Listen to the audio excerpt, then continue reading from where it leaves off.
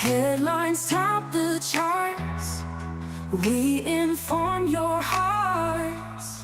Breaking news, HQ, always here for you. Trust the word we share. News beyond compare.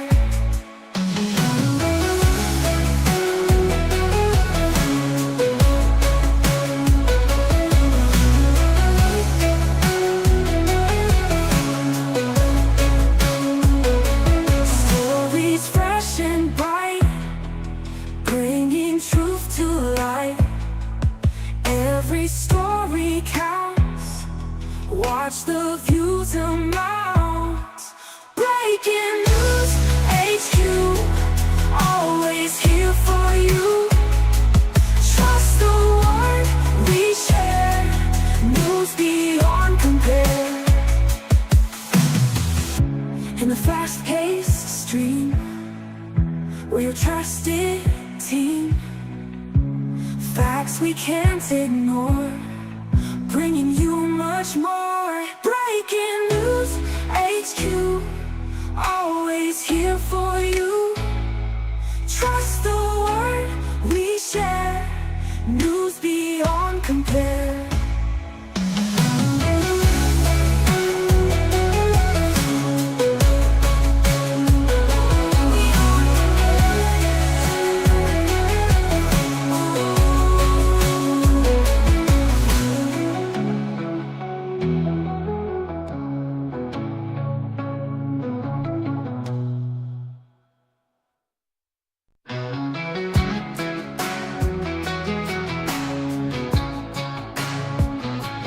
Breaking news right now. Turn the volume loud. Headlines top the charts. We inform your hearts. Breaking news, HQ, always here for you. Trust the word we share. News beyond compare.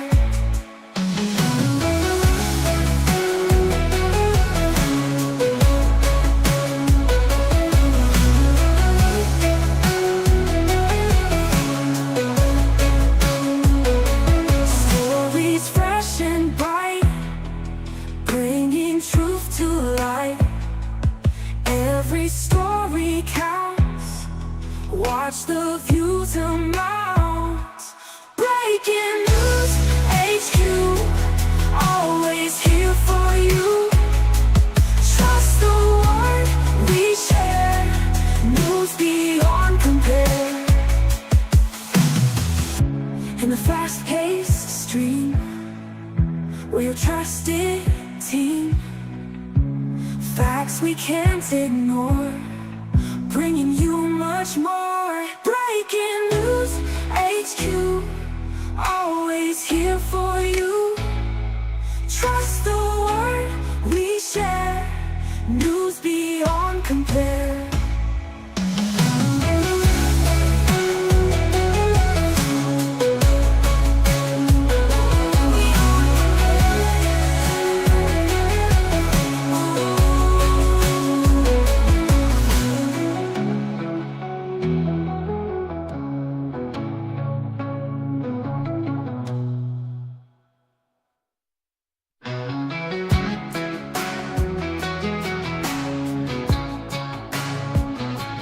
Breaking news right now.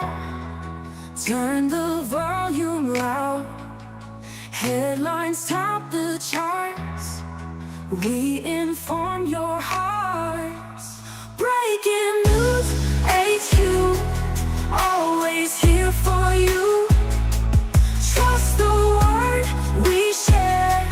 News beyond compare.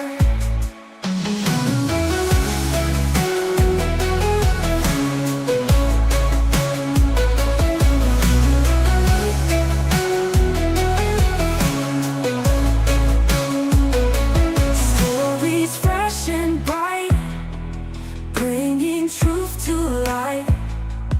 Every story counts. Watch the views amount.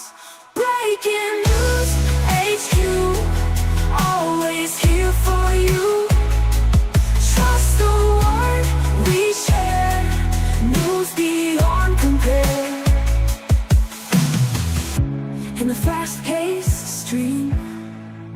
We're your trusted team. Facts we can't ignore, bringing you much more. Breaking news, HQ, always here for you.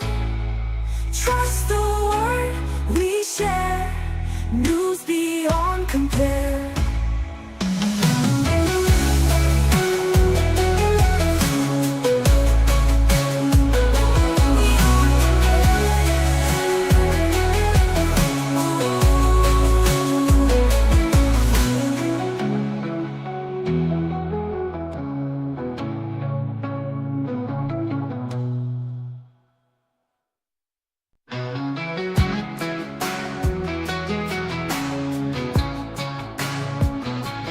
Breaking news right now, turn the volume loud. Headlines top the charts, we inform your hearts. Breaking news, HQ, always here for you. Trust the word we share, news beyond compare.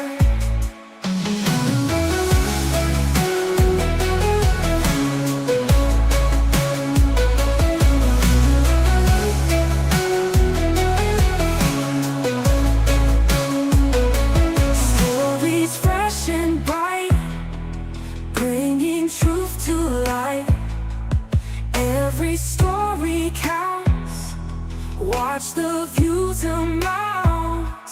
Breaking news, HQ, always here for you.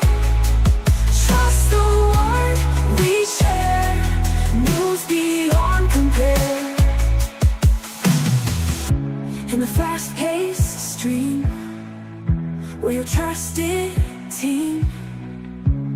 Facts we can't ignore, bringing you much more. Breaking news, HQ, always here for you. Trust the word we share, news beyond compare.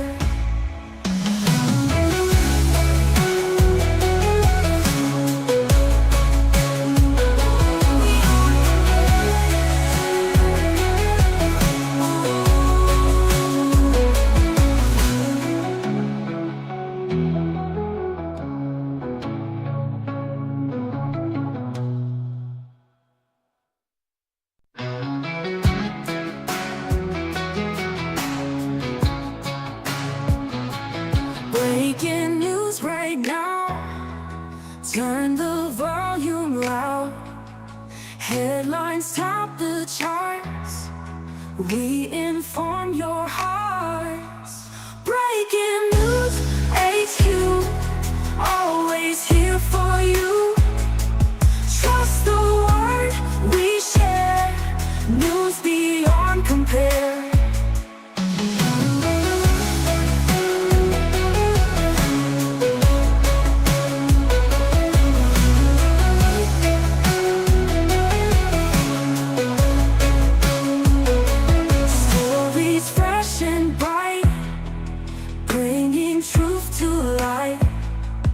Every story counts, watch the views amount.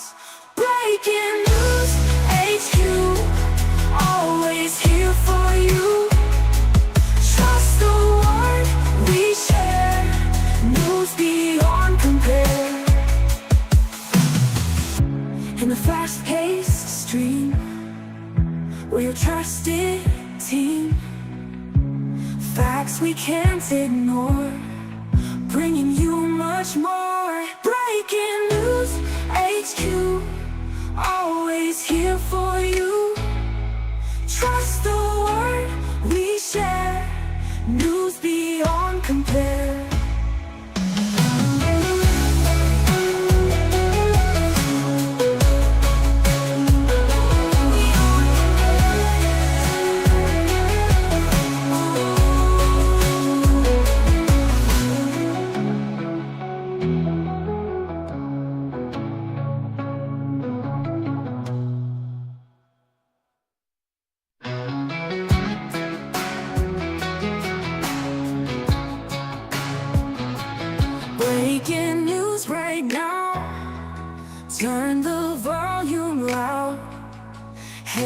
headlines top the charts.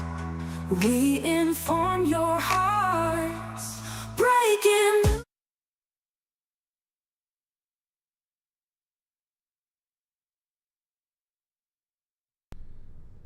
Good morning, everybody. We're here covering we're here covering the Hurricane Helene and all the storms that she is currently creating in her before she comes on land. All the tornadoes, all the thunderstorms and stuff like that. You can see we start off first. Helene is currently at a Category 3. Category 2. Thought to be a strong Category 3, possibly a low-end Category 4 when it makes landfall near the Tallahassee area, or just south of the Tallahassee area, since Tallahassee is a little bit inland. But so that's where we're at with that. That is as of our 11 a.m. or 10 a.m. update. You can see the update there on the screen from NOAA with the current track and the storm surges. I'll make that bigger here in just a second. We currently have the radar up. We had a tornado just a few minutes ago in Earhart, South Carolina, which is caused by one of the waves coming off of Helene. And we currently have a tornado warning for Bamberg, South Carolina, as well, as you can see on the radar. So we're going to monitor some of these, where these storms are coming in at. And I'll pull them up as we scan across the southeast at all the radar spots of where all the watches and warnings are at. So thank you for being here. We love our viewers. We appreciate you coming in. We'll talk about this storm for a little bit, and then we'll probably go off for a little bit and then come back in again later this afternoon and tonight, so to keep you updated. We got another,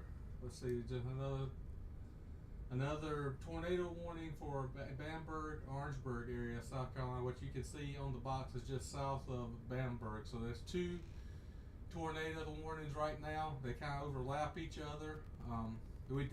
This line of storms did already create a tornado confirmed on the ground in Earhart, South Carolina. What you can see down here is just below that second box. So this is a tornado producing storm, so it is heading towards Orangeburg, but the tornado warnings are for Bamberg and Orangeburg, as you can see, but the purple box is on the radar. The green box is a flash flood warning. So we'll monitor that. We'll also come back to that. Let's check across. We got a tornado warning in Appling, Georgia as well. Let me switch our radar over to the one for that area.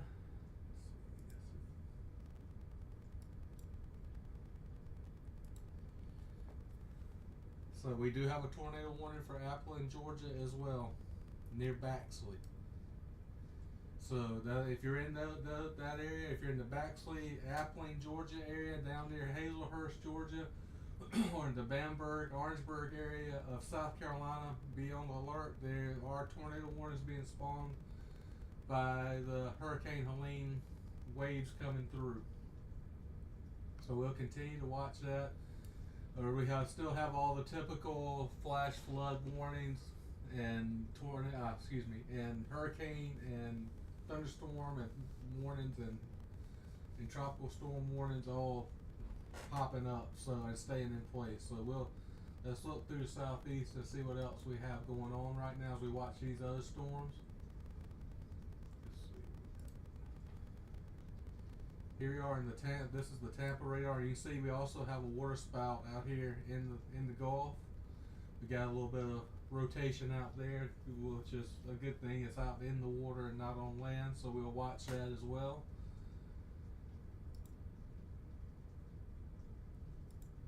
In the Tallahassee area, this is what we're looking at.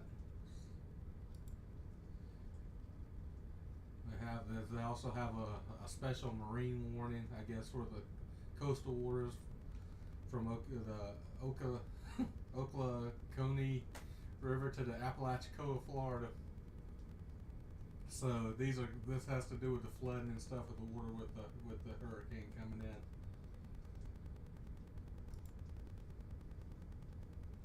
But thank you everyone for being here as we're going through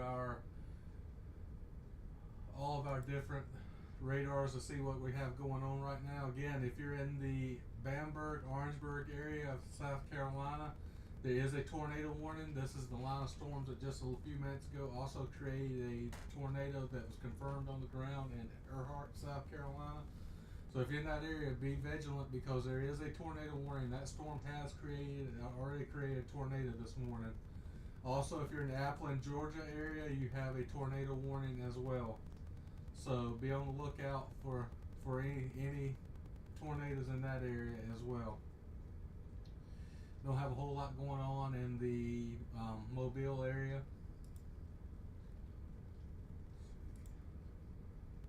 Here you can see, there you see the tornado. We do have our circulation in the Appling, Georgia, down south of Baxley. So there is possibility that there is a tornado on the ground in this area.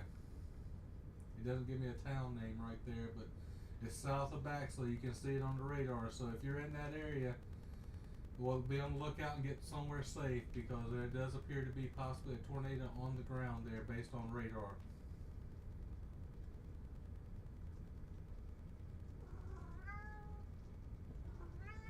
Let's go back up here to the Columbia area and see if we.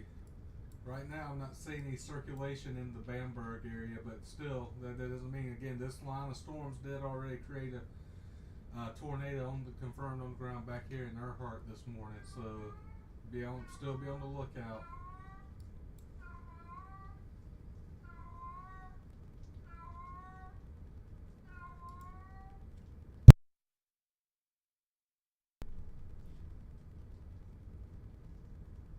So let's continue our trip through the southeast and see what else we see right now we have going on. Right now in the Atlanta area, you're getting a lot of rain, but not a whole lot. Doesn't look like any storms currently. So only that area of about Appling right now looks like is the only area that looks like that, and Battenberg and Orangeburg in South Carolina, the only places right now with tornado warnings.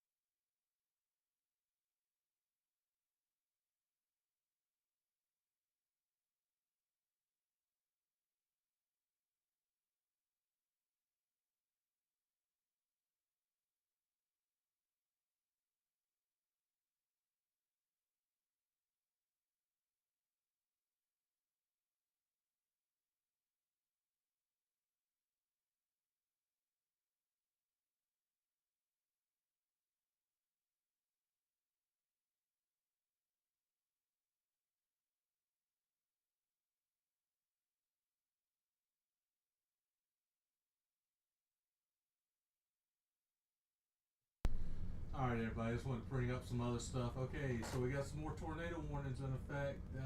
We currently now have one in tornado warning in Clarendon, Lee, and Sumter counties in South Carolina, and we also have now a new tornado warning for Calhoun and Liberty, Florida. So let's take a look. Let me go over to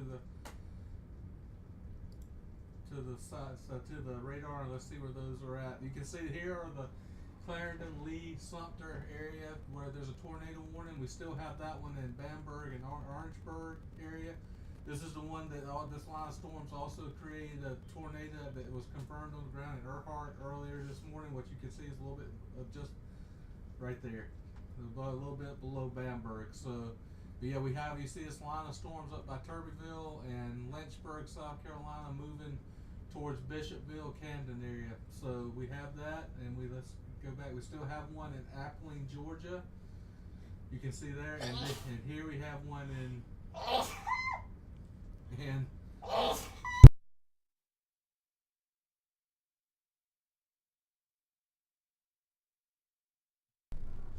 So we also, you can see one down here in Calhoun, Liberty, Florida, which is down near the Tallahassee area, which we'll flip over that radar now.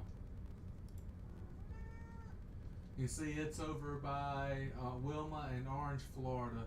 So we got some more nasty storms with hail out here just off the coast. So this heading in towards Mexico Beach. So and some Waffle Houses are closing. Port St. Joe, and I do have a Waffle House alert. We do have Waffle Houses in Florida that are closing. And if you're from the southeast, you know if the Waffle House is closing, it's going to get ugly. So we do have Waffle Houses closing in the Panhandle of Florida and some in Georgia. So it is not pretty right now with this storm if we have Waffle Houses closing. So what we're looking at again, we got a tornado warning in the Calhoun, Liberty, Florida area, down near Orange and Wilma, and up in South Carolina and Georgia we have a tornado warning for Clarendon, Lee, and Sumter counties in South Carolina, and also a tornado warning for Bamberg and Orangeburg counties in South Carolina. The Bamberg, Orangeburg tornado warning, there's a line of storms that has already created a tornado on the ground confirmed this morning in Earhart just about 30 minutes ago. So we also have a line of storms in Appling, Georgia is a tornado warning. So be vigilant of that as well. Then that storm down in Appling does have hail. And a lot of times when you have hail, that is never a good sign because usually hail comes before there's a possibility of a tornado. So be vigilant if you're in those areas because we do have tornado warnings in all those areas right now. So as we continue to watch that. Also, while we're watching those, we got some nasty storms too down here by Waycross and in Pearson, Georgia too. No signs of any tornadic activity yet, but those look like particularly nasty storms right now.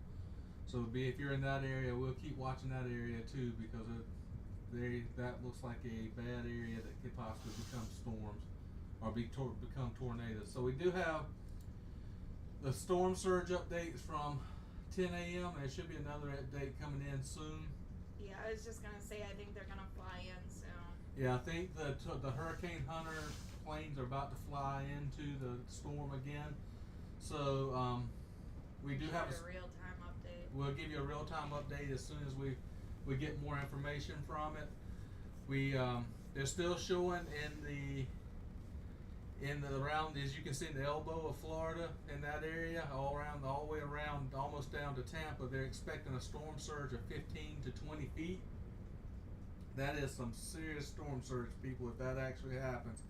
Matter of fact, they're talking about this as a historic storm surge, more storm surge than we've ever seen from any other hurricane. And I looked it up. Originally, yesterday, it was supposed to be around 4 that we'd get the storm surge. It looks like it might not make. I saw someone else say landfall at 9 p.m. I don't know. Yeah, the storm surge comes first, then it makes landfall. Is landfall storm surge or is landfall the actual storm surge usually comes in before and during the storm till the eye passes. What comes in at 4? What comes in at 9? It'll start. hopefully, I'm gonna try to find that. So Right, we we're can- looking more into that. They're making landfall tonight at 9 p.m. So again, it's still in the Tallahassee. That area is the cone of uncertainty, as you can see on the map there. So it's as it gets closer, of course, that cone of uncertainty gets dialed in. As you see, it's getting thinner and thinner as it gets closer and closer to the coast. But we still have that little pocket within near the eye where rapid intensification can still occur. We still have that little pocket. So once they go into the storm, they fly into it. That'll tell us if that rapid intensification is happening or if it's still remaining calm, because it stayed calm all night. right, the storm stayed calm. I'm not sure if you could hear my wife and partner Allie. But it kind of stayed calm. We got off there about 4:30 last night or this morning, and it was still staying calm after they flew through around 3:30 in the morning, and it was still. But it's starting to around the eye. It's starting to tighten up some, which means it could be intensifying. But we'll see as they fly through. It might not have. We don't know. We don't know. We have to watch it. It's started definitely getting into that area where the warmer waters of the Gulf are. So it is a possibility. They are still saying that it's going to be a Category 3, maybe a low Category 4, but we'll just all we can do is watch it. It's all based on how warm the water is, which they're saying the water in the Gulf right now is 30. The Gulf around Mexico, the Gulf was about 30 degrees warmer than it normally is now. Closer inland to Florida, to that Gulf Coast of Florida, it's usually cooler. Yeah, so we'll have to see. They're saying some of the water in the Gulf closer to the side Mexico is on, that the water's 30 degrees warmer than it normally is, and that maybe not so much near Florida. So that if it is warmer near Florida, that can impact how much it strengthens and how fast it strengthens. So all we can do really is sit and watch and get information as we're giving it from the hurricane hunters. Oh, we do have another tornado warning. It is in Lawrence, Georgia. Lawrence, Georgia now is currently in a tornado warning up near Dublin. Currently not seeing, you can see it on the radar there where the box is at. Not seeing any circulation as of yet, but there is a tornado warning for Lawrence, Georgia. We still have the one down by Appling, Georgia. It's still showing it in the list. They've taken the box out, but it was down here. There's some nasty storms over here by Baxley. They're still showing a warning for Appling. I don't know why the box isn't on the radar, but it is still showing that there's an active tornado warning for Appling. So if you're in those areas, be careful. Around Pearson, Georgia, there is no warning right now, but looks like a particularly nasty line of storms over by Waycross. So if you're in that area, be vigilant. It would not surprise me if we end up getting a tornado warning in that area as well. South Carolina, the Appling, Georgia tornado warning has been canceled, so that just went off the list. Even though but those two areas by Baxley and Pearson still look. I would be really careful in those areas because it does not look pretty. There, we still have a tornado warning in South Carolina over here near Bamberg. Let me switch our radar over to that area. Down near Bamberg, this line of storms was already created. Had a tornado confirmed on the ground in Earhart, that's south of there. So definitely be on the lookout because that line of storms is creating tornadoes. So it would not surprise me if you have something in that area. And also in South Carolina, we still have a tornado warning over near Sumter, Lee County, and Clarendon County. So watch that area as well. We can see in that box there.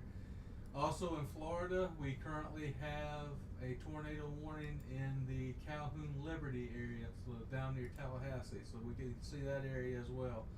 These are all particularly concerning areas. If you're in those areas, please be on the lookout because those areas are spawning tornadoes. So right now I do not see any circulation in those areas, but there are tornado warnings currently in those areas, so definitely be on the lookout. So going back to our storm surge, yeah, it's definitely something to be on the lookout for.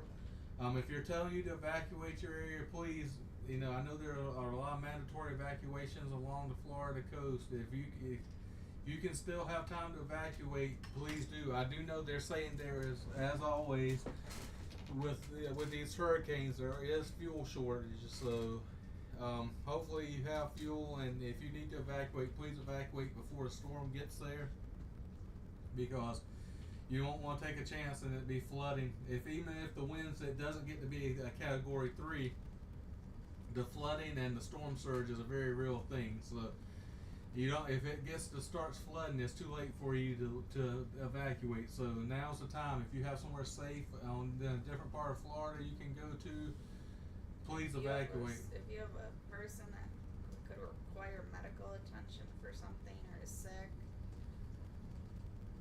Yeah, if you have people, pregnant spouse. right, if you have a pregnant spouse or people in your family that might require medical attention, or have medical issues, I would recommend evacuating. I mean, even if you go to a local hospital where they have flood barriers up, it's better to be safe than to be sorry, because the rain totals, what they're reporting are crazy numbers. Even in the mountains of South Carolina, they're talking 15 to 20 inches of possible rainfall off of this storm. So even up as far north as South Carolina in the mountains and back towards the Midlands, the flood watches are real. Now, based on what they're telling us, it's going to produce. So we just had another tornado warning come in. It is in Toombs County, Georgia. Let me go back up here to this area.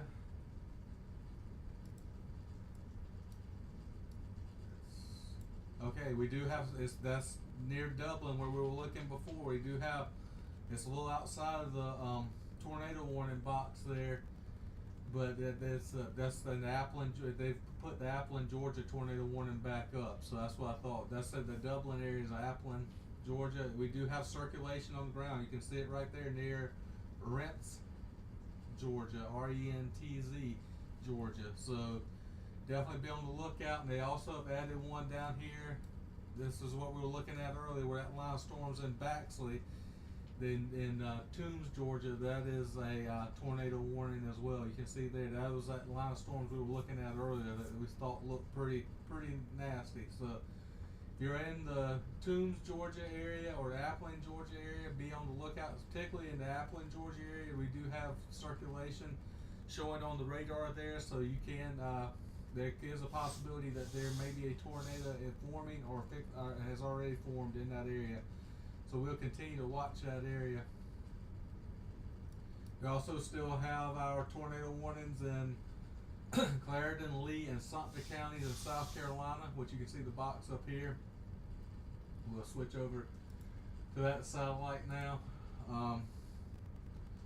We have that, there's the Clarendon, Lee, Sumter, no circulation seen there. And we also still have our tornado warning for Bamberg, Orangeburg area of South Carolina, which is the line of storms. And you can see there, they now put on there, here is where down near Earhart, where this line of storms that going towards Bamberg, Orangeburg, that's where that tornado touched down right there. It was confirmed in Lodge, South Carolina, which is right outside of Earhart. So this line of storms is something that is concerning because it could possibly lead to a tornado because it already has this warning. So definitely be vigilant in those areas. If you have a weather map up, I might go over the different colors, what they mean. Like the map I'm looking at on the TV, I don't know what those colors mean. Okay. So so those that aren't familiar with radar, which I know a lot of you probably are, we have, you can see on, based on the colors, the rain that is the green, then of course the darker the green, the heavier the rain. Yellow usually means it's a thunderstorm, but it's not, or a storm, but it's not necessarily a lot of thunder and lightning with it. But if you have an area like you see up near south of or east of Columbia where you have red, that means it is a severe thunderstorm area. And anywhere you see we don't have any on this part of the map yet, but a green triangle means there's hail. And also, if you let's see, like you see here, we have the little tornado symbol that shows you where that tornado touched down this morning. So that's kind of a breakdown of what we're seeing. Calhoun, Florida. Tornado warning. Okay, we've got another the tornado warning still ongoing in Calhoun and Liberty, Florida. So we'll switch over. That's down in the Tallahassee area. Again, let's before we go down to as we make our way back down, let's stop through Georgia and look see in that Dublin area and see what we're seeing there. If we're seeing any circulation. So right now it's not showing the circulation's gone away from the Rents area, but that doesn't mean that there's not something going on. That tornado warning still in effect for Appling, Georgia, around Dublin, and also in Toombs, Georgia, around Baxley, where we were watching those storms earlier. So now let's go down to Florida, the Tallahassee area, where we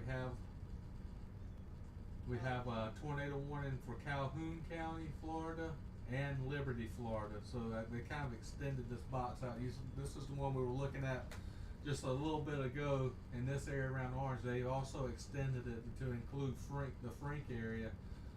So we're not seeing, looks like you can see the red where severe storms are in that area. We're not seeing circulation yet on the radar, but those areas do definitely have a tornado warning. So be vigilant in those areas right now. We have a lot of tornadoes warnings going on right now. So be vigilant in these areas. So again, as of right now, Helene is a Category 2 storm that's in the Gulf, as you can see on the radar on there, and is still predicted to go in somewhere around Tallahassee, Crawfordville area, Perry area, somewhere in that, based on the cone of uncertainty. And as it gets closer and closer to the landfall, of course, that cone of uncertainty will get smaller, so we'll know definitely where it's going to go in at. So definitely, in those areas, now's the time. If you're going to evacuate, now's the time to evacuate, because you still have time. Because landfall tonight, you're getting heavy rain and storms right now, and I haven't seen any real flooding yet down there. But before the flooding gets in there, or if you need to get out of there. So please, I've asked you to heed the warnings from whatever county you're in. If you're having mandatory evacuation, it's probably not a bad idea to evacuate. I know people ride these storms out all the time. This one's not only the winds. Currently, we have 155 mile per hour sustained winds with it, with gusts up to 120. But the flooding is the storm surge, and the flooding from the rains and the storm surge itself is going to be crazy. So if now's the time, if you're going to evacuate, to do it. And hopefully, like I was saying earlier, they are having fuel shortages in that area, like we always do with hurricanes. So hopefully, even if you're not evacuating, you may need to try to find fuel if you decide later in the day that you're going to try to evacuate. So just be vigilant, and please, like I said, heed the warnings. If you have people in your family, whether you have a pregnant spouse or people with medical issues in your family, you definitely, even if you don't evacuate out of town, you might want to go to the hospital just to be safe in case something happens emergency wise as far as medical issues. So we're continuing to watch this. We still have we still have our tornado warnings up here And we're waiting for that plane to go through again. Right, we're waiting. They're supposed to be doing that here soon. So we still have our tornado warnings up in Calhoun and Liberty in Florida. Go back up to that. You can see those areas. Still not seeing any circulation on the radar. That doesn't mean there's not any. It's just the radar hasn't picked anything up that would indicate it. We still have a tornado warning in Appling, Georgia, and Toombs, Georgia. Let's go up to see what we see on that one.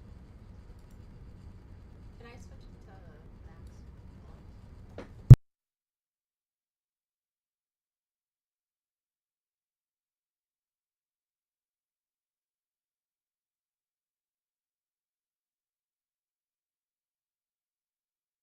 So My room just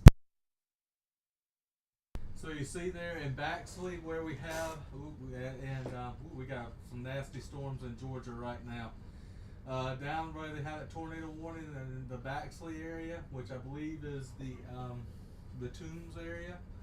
You got a nasty line of storms there. We're not seeing any circulation yet, but that is a nasty looking storm. You can see the deep reds right there, just north of Baxley. So that is a particularly bad storm.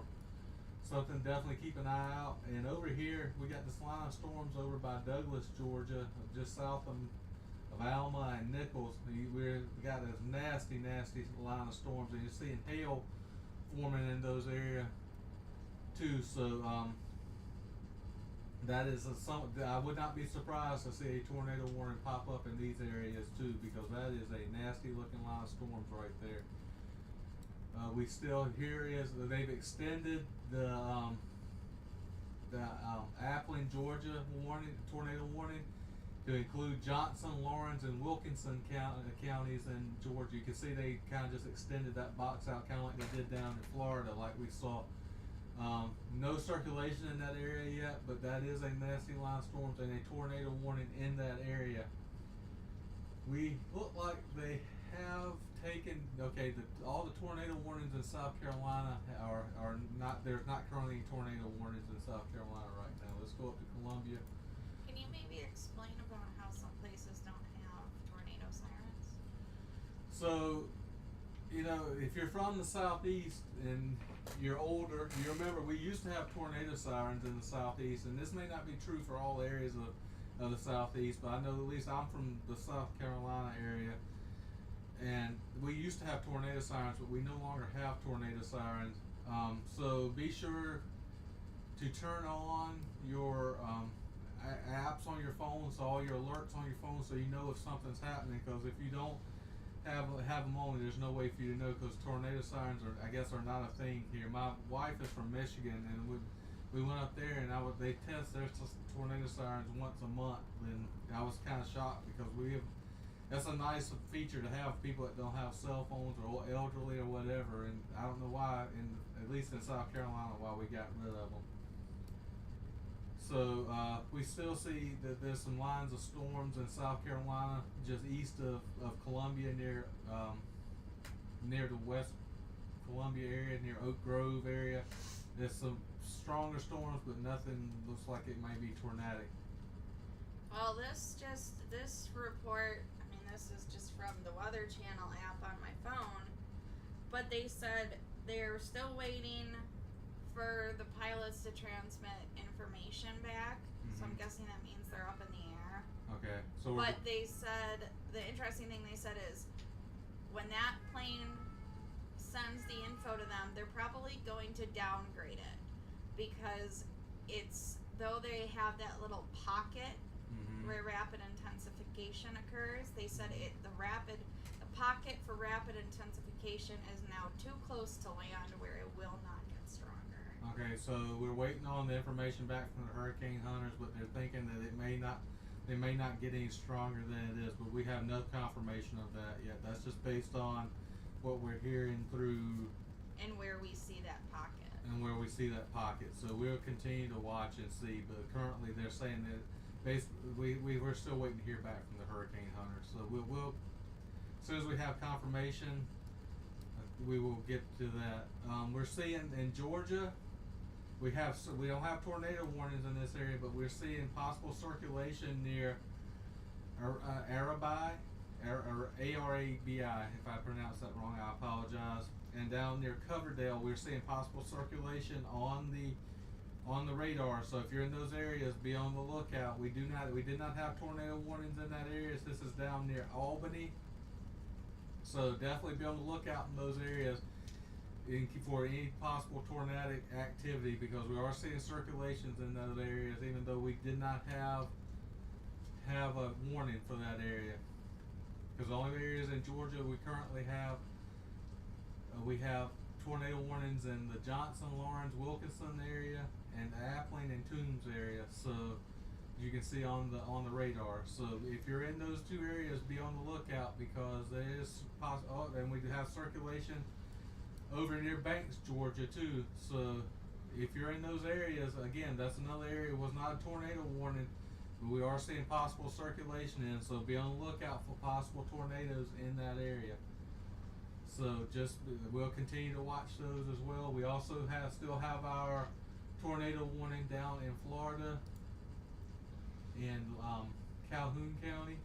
Let me go down to that radar.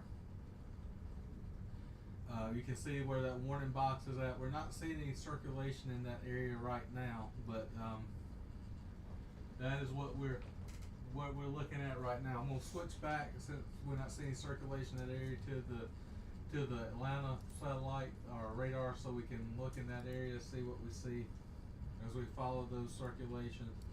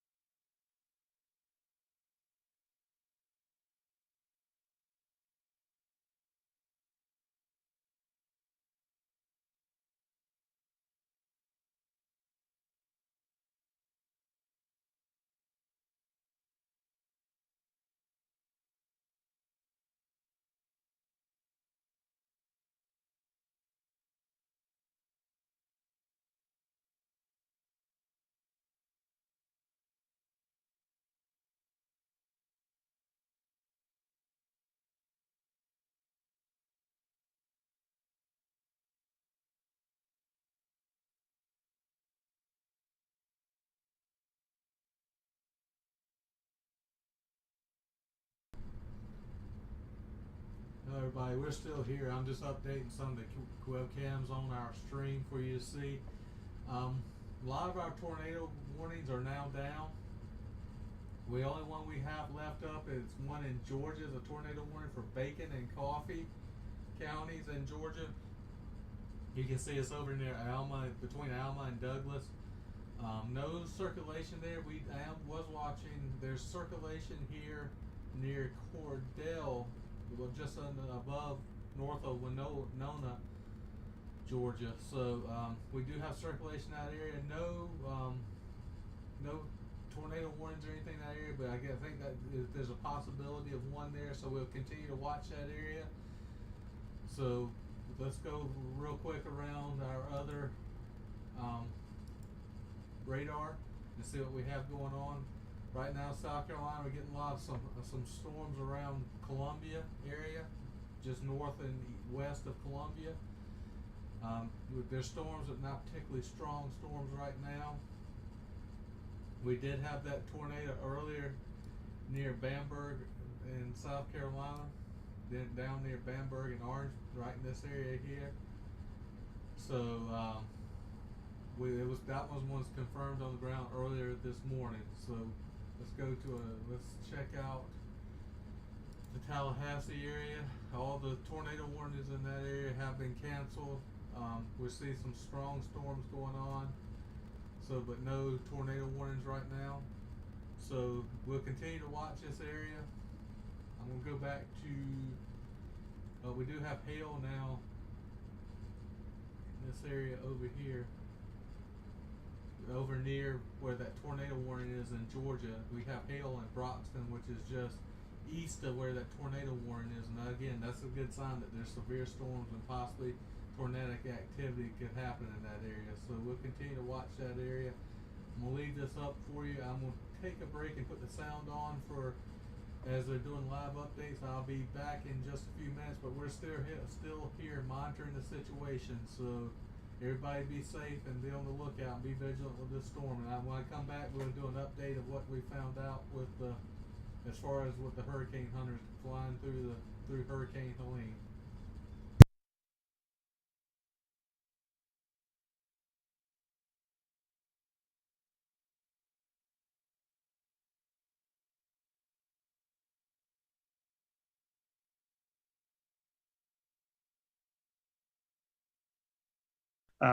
Again, great staff, great dedicated crew. They want what's best for the animals, and we'll do our best to make sure everybody gets through this safely. Great. Thank you so much for joining us here on Live Now from Fox. We appreciate it. Thank you.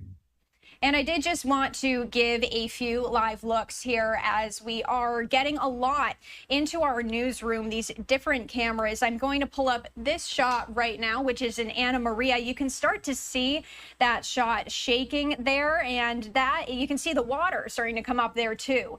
We do get a lot of these shots in our newsroom. I am looking to see if there is another one. I'm not exactly sure. Oh, I think this one is actually in St. Petersburg, Florida. Let's pull up that camera as well. Another really shaky shot. You can see, I don't know if it's the camera quality, but it does appear as if it is starting to get a little bit misty, I guess is the word, a little bit hazy out there. And it's starting to get a little bit dark as we are awaiting the storm to make landfall in the Big Bend area. Again, as Fox Weather has just told us, it is expected around 11 p.m. Eastern time tonight. We are going to go away for another quick 2-minute break on Live Now from Fox. When we come back, more live coverage. Stay with us.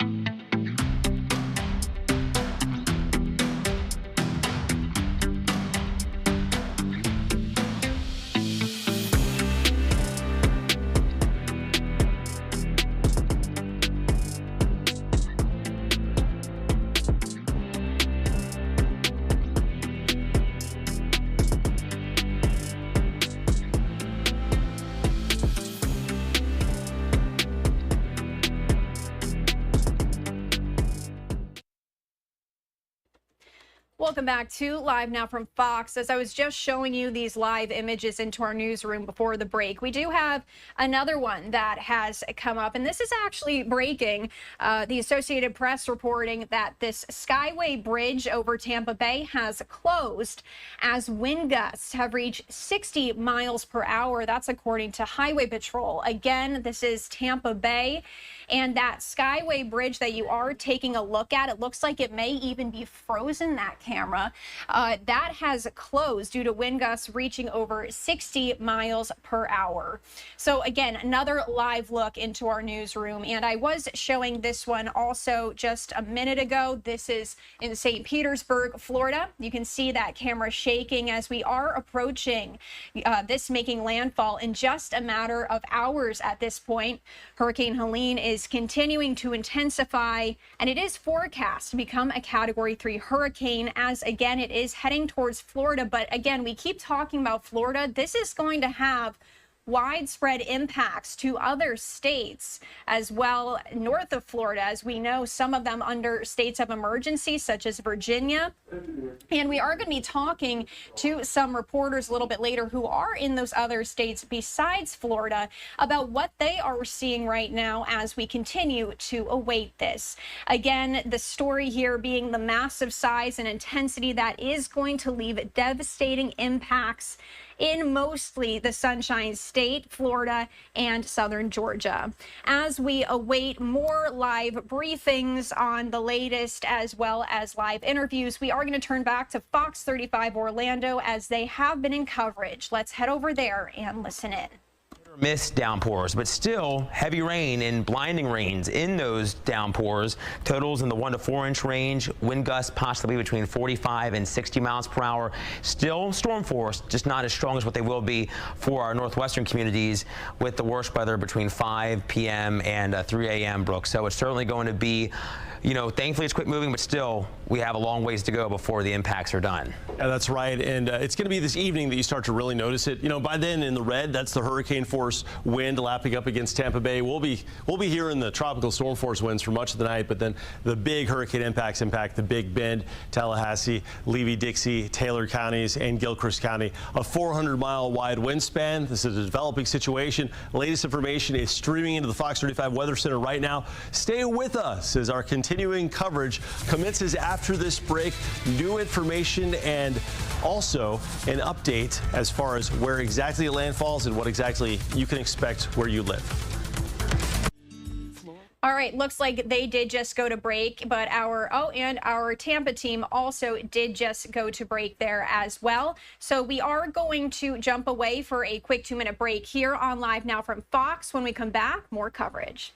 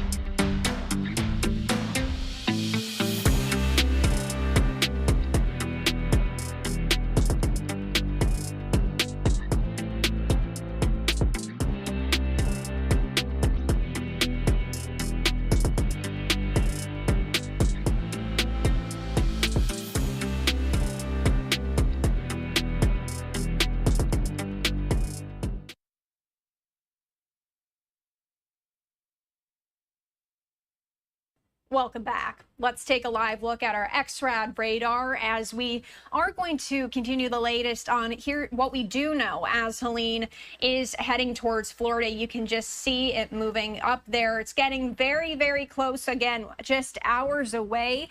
We are anticipating landfall around 11 p.m. Eastern time. This fast-moving hurricane is advancing across the Gulf of Mexico towards the Sunshine State. It's threatening an unsurvivable storm surge in northwestern parts of the state, as well as damaging winds, rains, and flash flooding hundreds of miles inland across much of the southeastern United States. Here's what we know from the latest here, some bullet points. The storm strength, Helene was upgraded Thursday to a Category 2 storm, and it is expected to become a major hurricane. So what that means is that would become a Category 3 or higher when it does make landfall tonight. Helene is the 8th named storm of the Atlantic hurricane season, which did begin on June 1st, and NOAA has predicted an above-average Atlantic hurricane season this year because of record warm ocean temperatures. In terms of evacuation orders, counties along Florida's west and northwestern coasts have issued evacuation orders, with officials advising other residents to stock up on food, water, and fuel. So again, this is just a live look at our XRAD radar. If you are just joining us here on Live Now from Fox, we have been continuing this all morning here, and Hurricane Helene can cause a what's being called nightmare scenario of catastrophic storm surge in northwestern Florida. As officials warned on Thursday, they're urging residents to heed those evacuation orders if you have not done so already ahead of this Category 2 storm. Again, expected to cause significant damage hundreds of miles inland across much of the southeastern United States.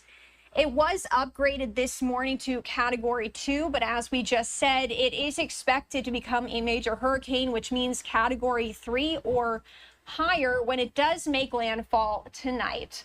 The tropical storm force winds already started hitting the state, Florida, in advance. Hurricane warnings and flash flood warnings are extending far beyond the coast up into south central Georgia. So again, while we do talk about Florida and the impacts this is going to have on Florida, we are also talking about Georgia and these other states that are under states of emergency. So again, this is not just localized to Florida. This is going to have a widespread impact.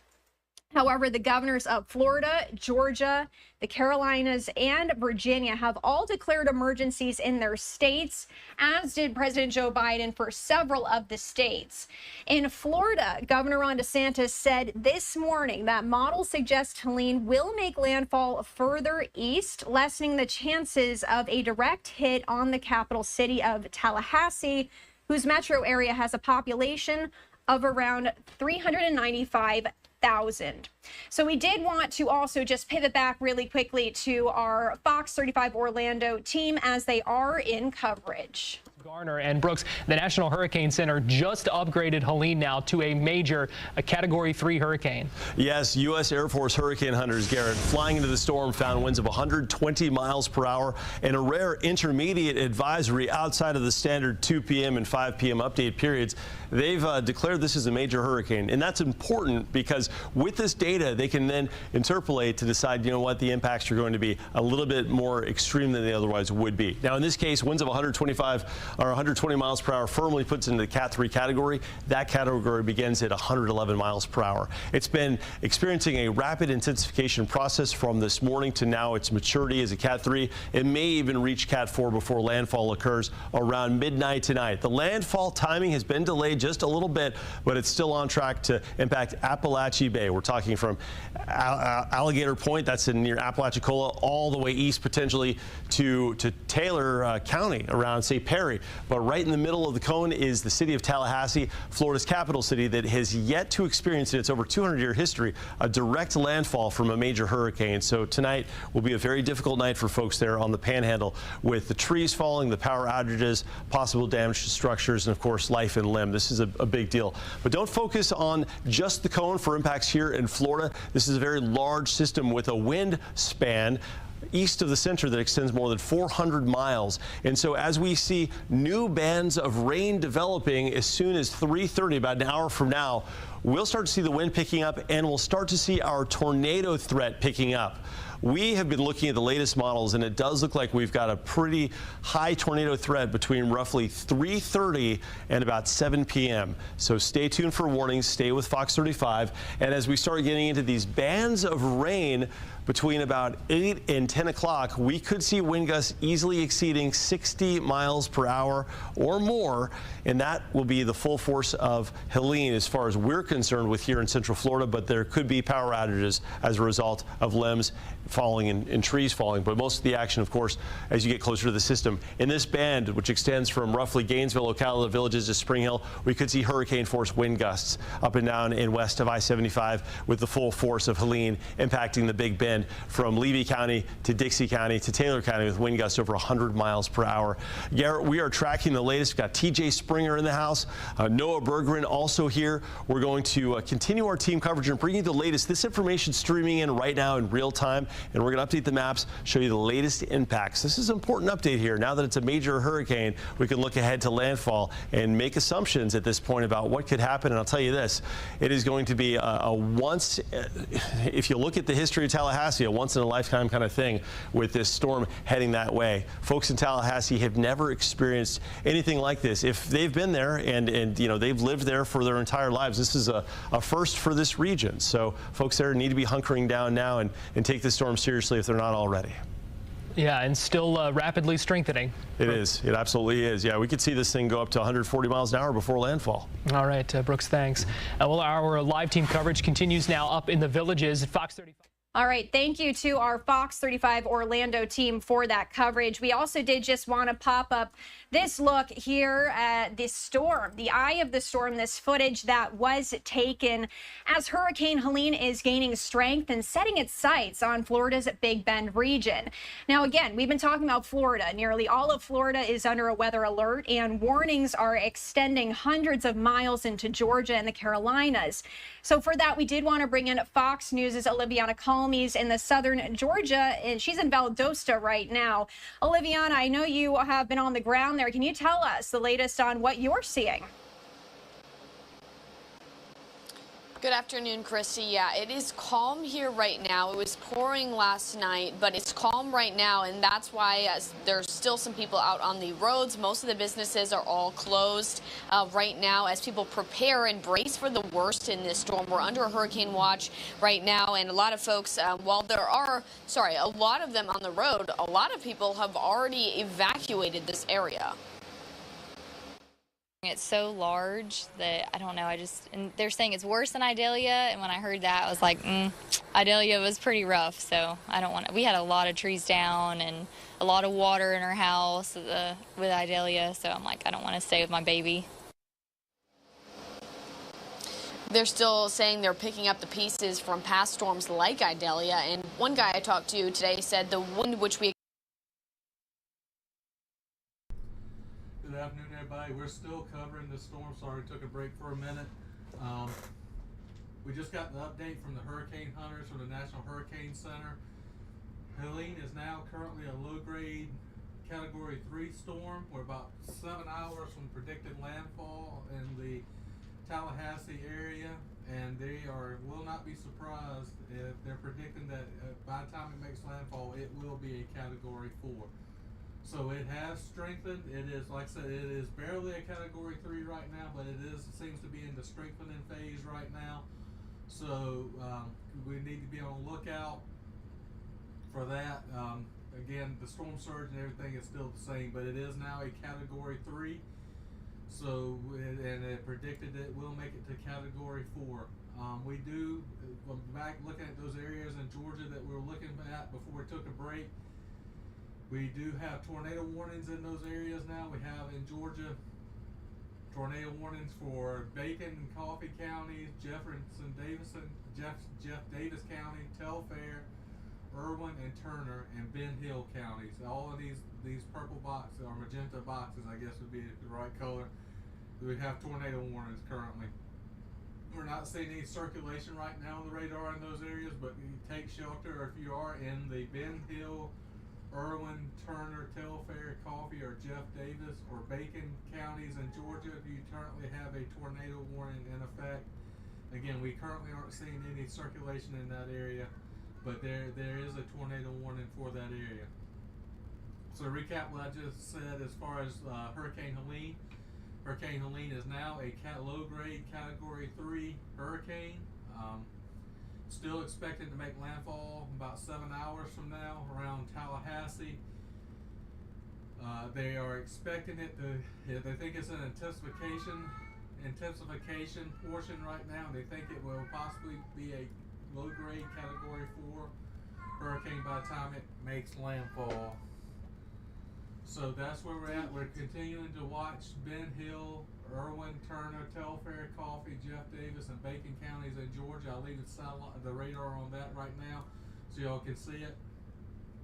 But in all these areas in South Carolina, Georgia, and Florida, and even Alabama, be on the lookout, because Helene, these storms coming off of it are making lots of tornadoes, and making lots of tornado warnings. So be vigilant. I'm going to eat a little bit of lunch real quick, and then I'll be right back on.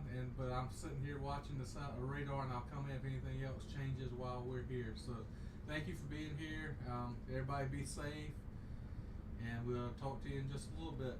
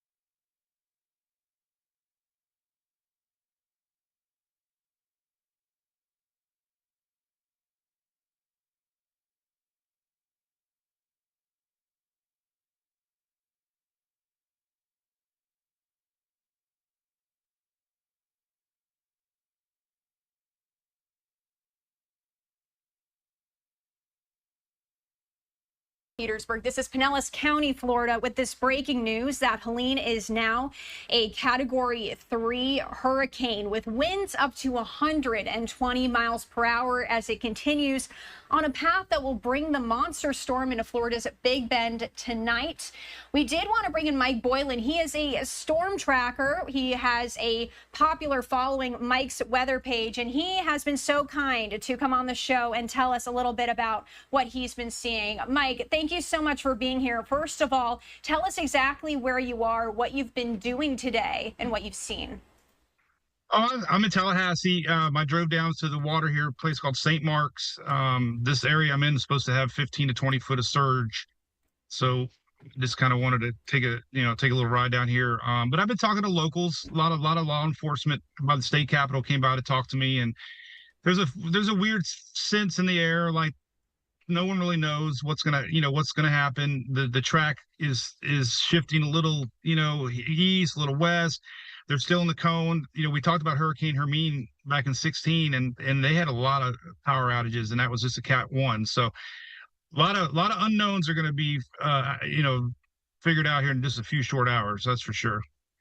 I do want to talk really quickly about what this means. Major hurricane, Category 3. What does that mean now? And do we potentially see that this can strengthen to an even Category 4 before landfall? Definitely. The higher intensity models have been predicting that possibility. The National Hurricane Center discussed that at 11, that we could see this possibly at Cat 4. Once these hurricanes develop that inner eye, and it's over that warm loop currents of the Gulf of Mexico, things can happen quick. So yes, it's probably going to either peak or continue strengthening. Most every model showed this system to continue strengthening. And what that does, in my experience with the strengthening system at landfall, it continues that before it starts to weaken. And that's why we're seeing hurricane winds deep into Georgia. And we have Atlanta with a tropical storm warning. I mean, that's just, you don't see tropical storm warnings all the way to the Tennessee line. So this thing is not going to, slow down. That's going to be one of the big stories, I really believe, is the trees, which equates to power outages. And the rain, that they increased our high flood risk map in pink. It's a rare alert for the flooding, and it's from the Gulf to the mountains. So these are all effects, and of course the major hurricane brings the winds and the surge, so we got to worry about landfall winds more than anything. And they're talking about, hurricane winds 60 miles from center. So that's pretty good distance to feel these winds. When we talk about Category 3, I guess, what are some of the ingredients that go into making that, right? Is it a certain wind speed that this storm has to hit to become a Category 3? What are some of the factors that make it that strength? They use wind speed. So 115 is when we start to get into major hurricanes. A lot of the pressure, a lot of folks use pressure. Lower the pressure is usually the bigger the winds. It takes time for winds to catch up, and that's what we're seeing now. It had the low pressure, now the winds catch up. But the ingredients that are making this thing work is basically the warm Gulf water. We don't have a lot of upper level wind shear, which usually helps disrupt the system, and climatology. Any system in the Gulf of Mexico this time of year typically is one you need to watch. And the only thing that's different with this system is we're used to these hooking off to the east a little bit, because we usually have a cold front coming down in the steering currents. This one's actually it's going to go northwest, which is not common, and that's leaving this little bit of uncertainty on which way it's going to, who's going to get the actual eye wall, because it's reacting to some weird steering currents we normally don't see. I do want to also mention something that I saw you put out on your social media yesterday. You said you were in Tallahassee having a beer, and you said something that the people here aren't really, what did you say? You said that they're not sure what's coming, is what you said. Yeah, and I take a lot of heat for that. I do apologize to my Tallahassee friends, but this is even in my area. We get like a hurricane hangover. I see it every year. Once we get to October, people turn focus to football. It's fall. We got leaves changing. It's like we have all this preseason hype in April and May, and we do expos and all these, and then when it comes to this time of year, it just feels like people just are done with hurricane season. And that's kind of the feeling, that I get everywhere I go, is some are like know about it, and some are like, "What are you talking about?" So, it wasn't a generalization of the whole town, but it's a real phenomenon this time of season. People are done with hurricanes; they don't want to talk about them anymore, and then we get these big ones that people forget. October, I was thinking about it. I saw at a restaurant on the way down here, they had Halloween stuff up, and you got Christmas stuff in the stores, and then we're dealing with hurricanes. So it's still mentally weird that we're dealing with this when it's almost, the holiday season. Yeah, and no, I mean, no, I was not coming after you for that post. I just really genuinely wanted to know, what are people saying? And I guess as you're driving around today, you talked a little bit about what you were seeing, but are there people still trying to get out to the store or people trying to leave? Oh yeah, it's a last second panic for some folks. We see a lot of storms come, and we tend to get kind of stubborn. I do. A lot of my friends do, and then they wait, and then it's like, oh boy, it's coming. And talking to the local, Capitol Police guys, a lot of people that live here had never been through a storm like this. So there's all these unknowns of the severity that they could see with trees. The town is full of trees. It's a very beautiful city. There's a lot of hills. One thing that have experienced in the past, the higher elevations are going to see the bigger winds. So part of the city has, these big hills, and they're going to experience even stronger winds the higher up you are. So we're going to see the effects. I mean, it's a, we got tornado warnings today. It's a hard system to communicate when everybody focuses on this center line, but yet there's so much effects to the east and to the north, and that's something that I wish we could just educate more. Is we look at that center line and we're like, that's where the storm's at, but the effects are 400 miles wide, and it's hard to see that until it happens. And I always hear stories afterwards, like, I didn't know that was coming. And that's kind of what I try to do with the messaging, at least, put the word out. Sometimes people think I'm hyping, but I've been through enough of these now to know we're probably going to see, a lot of power outages and a lot of trees down and a lot of roofs and stuff you don't want to see. But it's what happens with major hurricanes. You can't you can't bury your head in the sand. They're parts of life, and we're going to have them again. You can't stop them. No, you can't. And Mike, I'm curious. It's storm chasing. I want to hear more about this. So what is your plan today? Are you just planning to drive all over? Is there a certain area you're going to stick to? What's your plan, and how do you determine your plan? Well, yeah, it's evolved over the years. I have a lot of folks that I'm partners with that are here preparing for the post-storm recovery. And I'm also a lot of friends with the state capitol with FDEM. And so I'm kind of like on the scene in a way, helping them a little bit and showing the damage and, where it's bad. And what I usually try to do is cover what nobody else is covering, and that might be little towns, little, areas that might not be in the mainstream media. So, I took a ride out here to this little town at St. Mark's, beautiful little beach, town, or not really a beach town. We have beaches in Clearwater, little restaurant town. There's seafood everywhere. And I love these little towns. I love the downtowns of these, the looks of these towns. And it's just heartbreaking to think that they're going to have 15, 20 foot of surge. So I just try to bring the messaging. I guess that's my number one goal. Is I like to educate myself, see it. So when I, talk about these storms, I can be on more of an intimate level with people and say, I've seen it. This is what we're going to see. And then, show it afterwards, and hopefully, keep everybody educated for the next one. Mike, my last question for you, as you have covered a lot of these storms, Helene, what can the impact be? Is this really going to be as detrimental as we have been hearing? Well, if it heads straight to Tallahassee, yes. The east side of the storm has got the bigger winds. If this thing goes to the east, that Tallahassee will have less of the big winds, but that moves on to another town. And I guess the big story is there's little towns that have dealt with Idalia, and Debbie could be dealing with their third hurricane in 2 years, and that's not something that we see a lot. So, I feel terrible for those folks. They get forgotten a lot, and they're still recovering. But a major hurricane brings those winds, and it brings down trees, and it brings we have roof damage. You have power lines are going to snap. I was covering Beryl, and I showed people the power of a Category 1 just a few months ago. That was the storm that Houston was out of power for weeks, 2 million people, and that was just a Category 1. And we saw power lines down, trees that are 2-3 foot wide snap in half. I mean, so Category 3 winds are no joke, and this area has got a lot of trees. So I don't want to predict we're going to see a lot of catastrophic damage, but history says we will. And the surge is the other side of it. There's a lot of beautiful little towns along the Gulf Coast that were affected with Idalia, but this surge, we're talking 20 foot. And if this thing keeps getting stronger, 20 foot's a real reality. And that's, so yeah, it's going to be terrible. Trust me. We're already seeing surge like you just showed in my hometown of Tampa Bay, and they've never experienced 8-foot storm surge in Tampa Bay. And that'll be a story that I'm afraid will make, news that a lot of folks didn't have planned for. So this is a big storm. Like I said, inland effects way up to Georgia, the mountains are going to get flash flooding. We got tornadoes in the Carolinas. I mean, it's not just the landfall. This type of system affects so many people in different ways.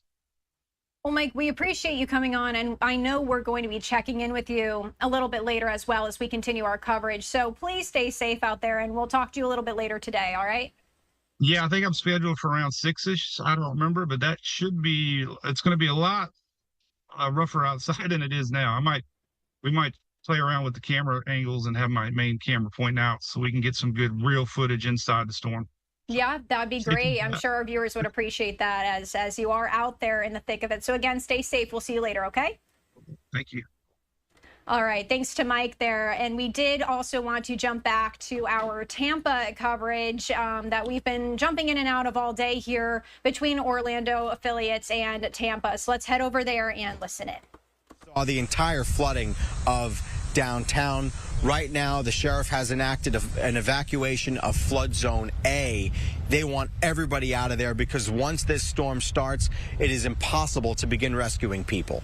Right now, if we had to go get somebody on a boat, I don't have any of my boats on this side of the county. I've got them out of harm's way because later today, we're going to see tropical storm force or worse winds right here in Crystal River and all along the U.S. Highway 19 corridor. So it's not safe for us to put our small craft out on the border to try and go out and rescue somebody. Last year with Hurricane Idalia, Hunter Springs and Crystal River overflowed. The water overcame the banks of this river very quickly. It brought 3 to 4 feet of storm surge in. The fear this time is that there could be more than 10 feet of storm surge. In Crystal River, Evan Axelbank, Fox 13 News. All right, Evan, thank you. A lot of people moved their cars to higher ground ahead of the storm to try and avoid debris and floodwater damage. But if you drive an electric vehicle, there are additional dangers. In fact, anything with a lithium-ion battery is a risk during a storm. That includes EVs, golf carts, e-bikes, even some scooters. Here's the warning earlier from Pinellas County Emergency Management Director Kathy Perkins. If they get exposed to salt water, they can catch on fire. Move those items outside of the surge zone. Get it out of your garage, definitely, because if it catches on fire, now it's going to catch your house on fire. Kathy Perkins says Pinellas County saw a lot of fires due to lithium-ion batteries following Hurricane Idalia last year. Well, stay right there. We are going to continue our hurricane coverage here on Fox 13 right after the break. Okay, thank you to our Tampa team. Now let's just jump right on over back to Orlando as they are still in continuous coverage as well. Around about 11 p.m. to 1 a.m. and in doing so at a forward speed of probably 20 to 25 miles per hour, plow right through the Tallahassee region. That's the state capital with a lot of trees, an area that has not been tested by a major hurricane.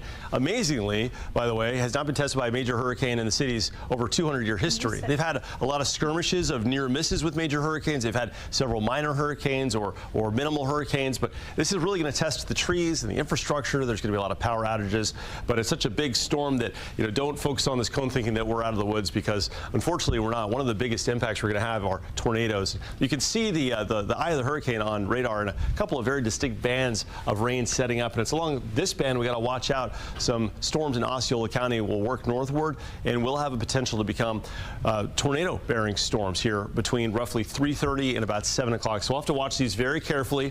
We've got Fox 35 Storm Team meteorologist Noah Berggren as well as TJ Springer on deck to take over the continuing coverage this afternoon. And that's a good thing, because as we head into 9:30, we could catch some of these bands of rain packing tropical storm force winds of over 60 miles per hour.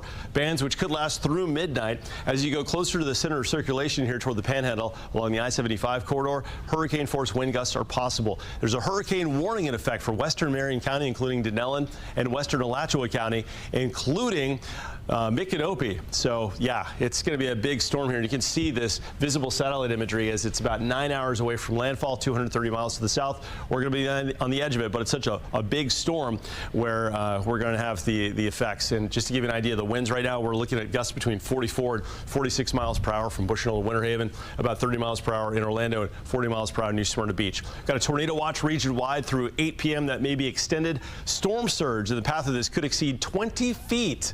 And as far as the winds go, the orange is tropical storm force winds. The red is hurricane force winds. Hurricane force winds lapping up against the Gulf Coast with tropical storm force winds enveloping the state from roughly this afternoon straight through midnight. Conditions improving by tomorrow morning. This moving quickly up toward Atlanta, where there are hurricane warnings as far north as Macon, Georgia.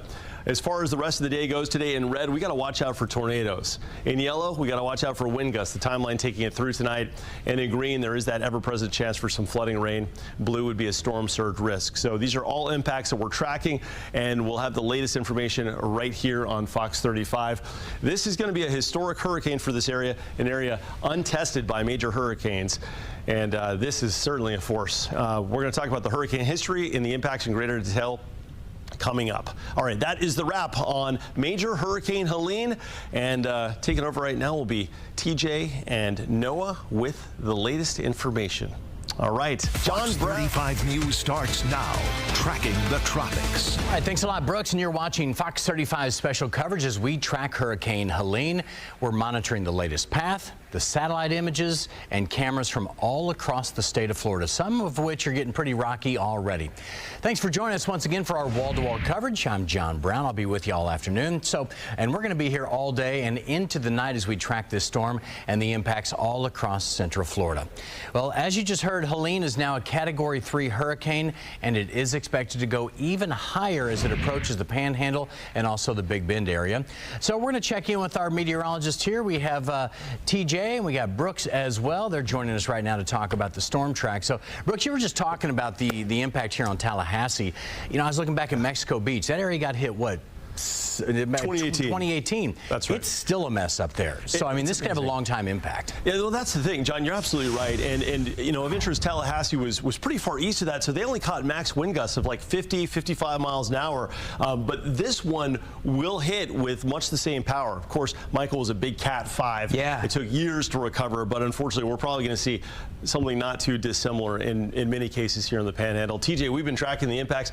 Let's get right to it. But first off, you know, this has winds of 120 miles an hour as of 2:30. It was updated to be a major hurricane. As of 3 o'clock, here's a position fix, the latest. If you're tracking this at home, 26.9 north, 84.8 west, winds of 120 miles an hour. It's expected to make landfall in Tallahassee in Appalachia Bay tonight around midnight. This is going to be a nighttime landfall, and because it'll have a forward speed of over 20 miles an hour, it's currently at 20 miles an hour, which is really fast, by the way, for a forward-moving hurricane in the Gulf of Mexico.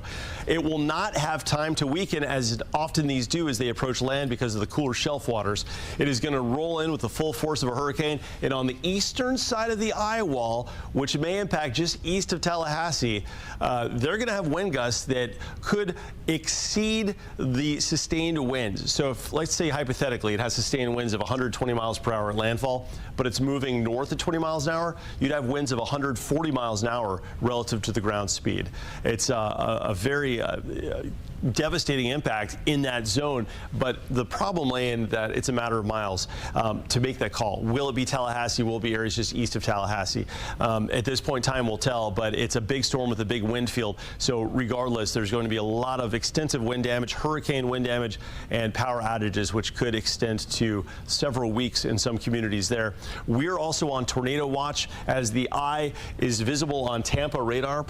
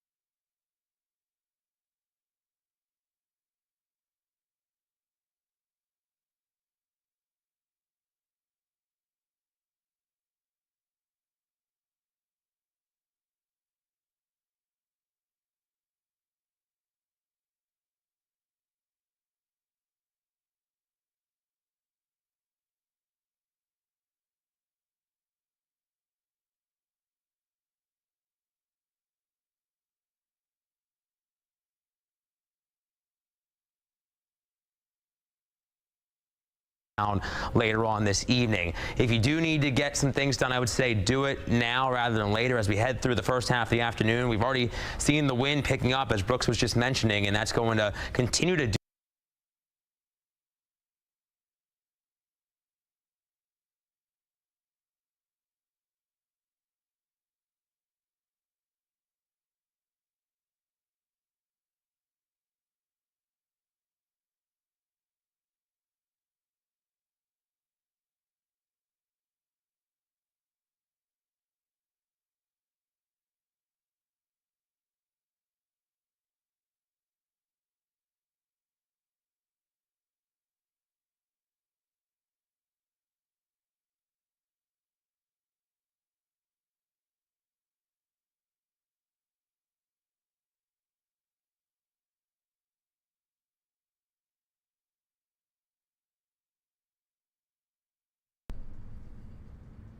Good afternoon, everybody. We're still here covering Hurricane Helene. We did end up having a tornado touchdown near Broxton, Georgia, which we were talking about before we took a little bit of a break for lunch. That was where that watch area is where we saw that circulation. That is confirmed. A tornado did touch down in that area.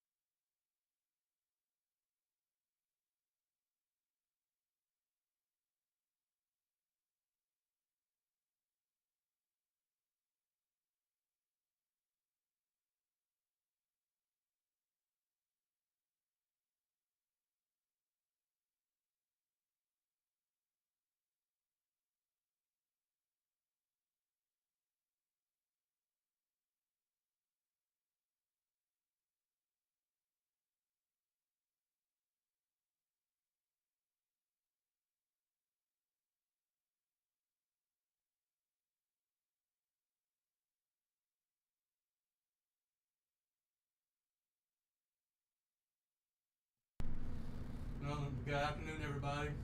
Sorry I had to step away for a minute. We currently have tornado warnings for Dodge, Telfair, Wheeler counties in Georgia. You can see the boxes there. They're near Uvalde and Hazelhurst. We did indeed have a tornado touchdown. It's verified in Broxton. We know we were watching that earlier, where we saw that big line of storms. So it did indeed turn into a tornado. So that is hopefully everybody comes out safe there. Those are the only tornado warnings we currently have. Helene currently is a Category 3 storm, low end Category 3. They're predicting landfall in about the same areas we've been predicting around Tallahassee. And so it's still, storm surge is still supposed to be really bad, and we're still getting going to get all the rainfall off of it. So this is a huge storm. This hurricane is absolutely massive, so it's going to impact a lot of areas. So no matter where you're at, be careful and be vigilant of your alerts, and then turn your alerts on your phone, because it's producing tornadoes and all kinds of crazy stuff. So be sure to stay vigilant about what's going on in your area. They just added another tornado watch warning within the areas those tornado warnings are. So again, that area, watch the skies, because I'm not seeing circulation on the radar right now, but there are tornado warnings in that area. So let's look around. I was looking down here near Blountstown. We have wind damage. It wasn't a tornado, it must have been like a wind burst or something like that. We do have wind damage there, which sometimes a downburst of wind is almost as bad as a tornado. So that's down near, just west of Tallahassee. So let's go through and look at our different radars. So we go up here, so we'll start north and work our way south. So South Carolina, we don't have anything. We have all the tropical storm warnings and all that good stuff, but we're not having any tornado warnings right now. So that's what we got going on right now in South Carolina and up around Greenville. You know, we're seeing rain, but no real major storms. Columbia has a line of storms to the northeast of it that could potentially end up being something, so we'll continue to watch that. So let's go to Atlanta. And here we see what we were just talking about, all those tornado warnings down towards Vidalia in the McRae area.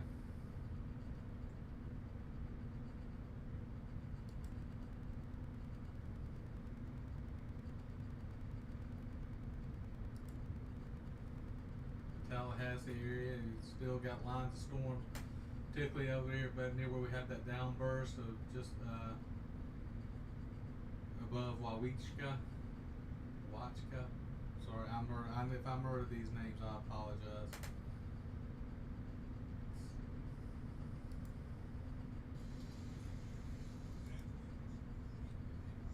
And the Tampa area, you see, got a lot of storms, not so much on land, mostly off the coast of Tampa. We do have that circulation that's been there a lot today. It's right off the coast of Tampa.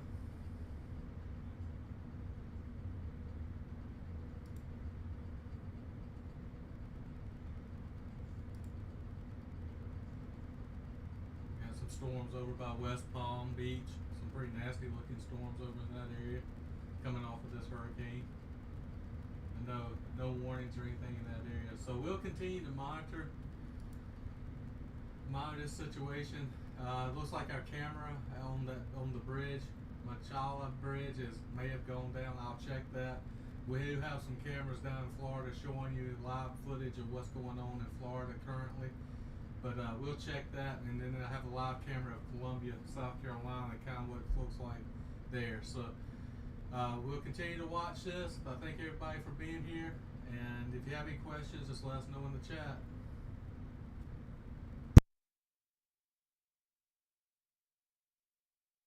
as to particular needs that they may have both pre and post storm. So we've been fulfilling those needs immediately as they come in. But right now, there is nothing that the state is lacking in terms of resources or personnel to be able to contend with a storm of this magnitude. And even in worst case scenario, if it continues to intensify and strengthen. So we have everything needed. Florida is prepared, and we're going to make sure to address the needs as they come in immediately. But of course, for the long term, because we recognize that this is going to be a significant impact. And our most important concern is preserving life, which is why we continue to tell folks to heed those local orders, make sure that they're doing the necessary things. Florida, again, no stranger to hurricanes. We have all of the necessary resources in place. Let's talk after the storm. Power outages expected, cleanup efforts. What are you preparing for that?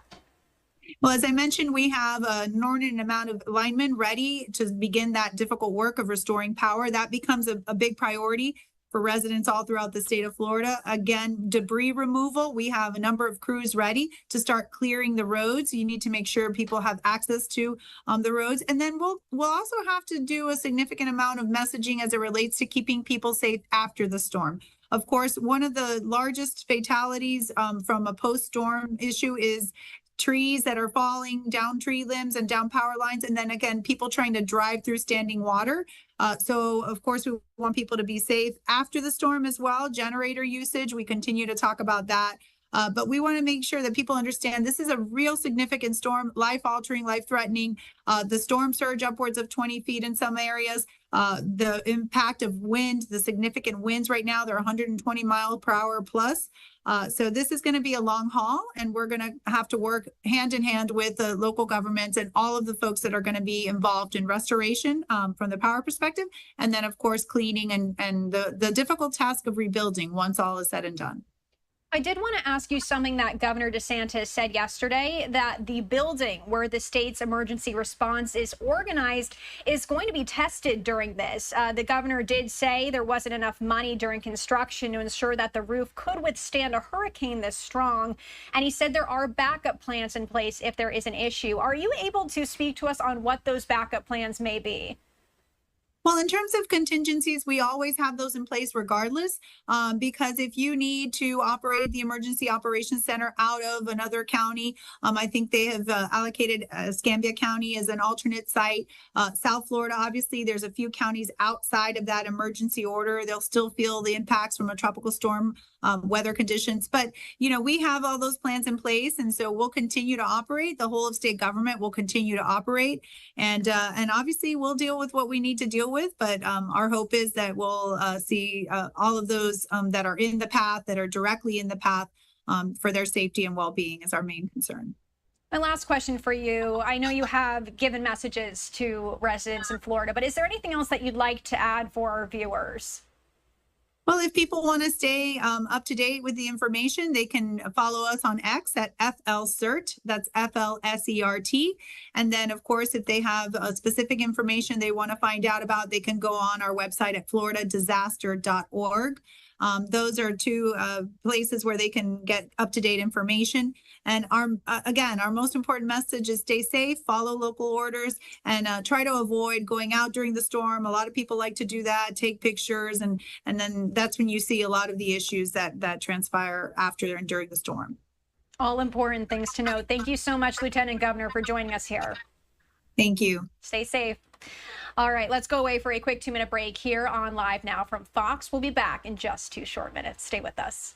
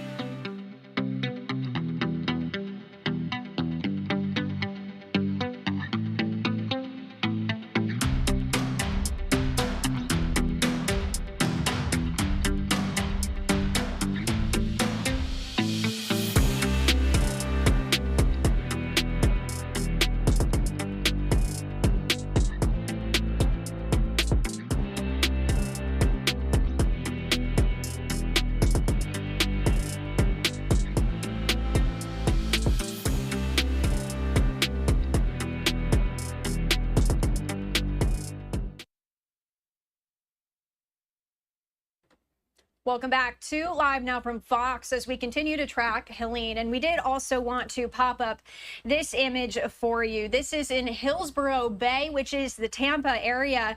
You can already see emergency crews out there right now as this camera is shaking, most likely due to that wind that is starting to pick up. And you can see the water there also starting to crash over that barrier onto the road where these cars are driving.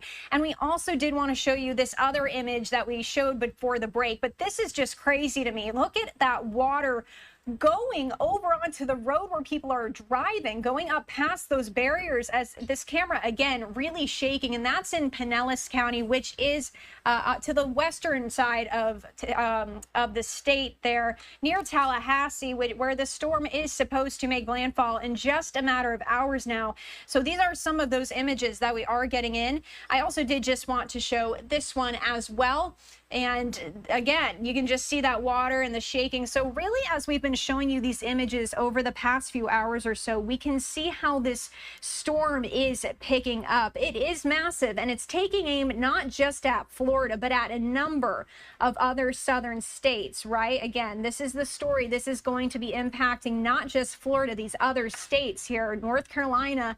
Emergency officials in the mountains in the western part of that state are warning that heavy rains before Hurricane Helene even arrives have set the stage for potentially historic flooding. Several rivers near Asheville, North Carolina are expected to rise more than they have in nearly a century. Local officials there are warning tens of thousands of residents about the potentially catastrophic and deadly consequences.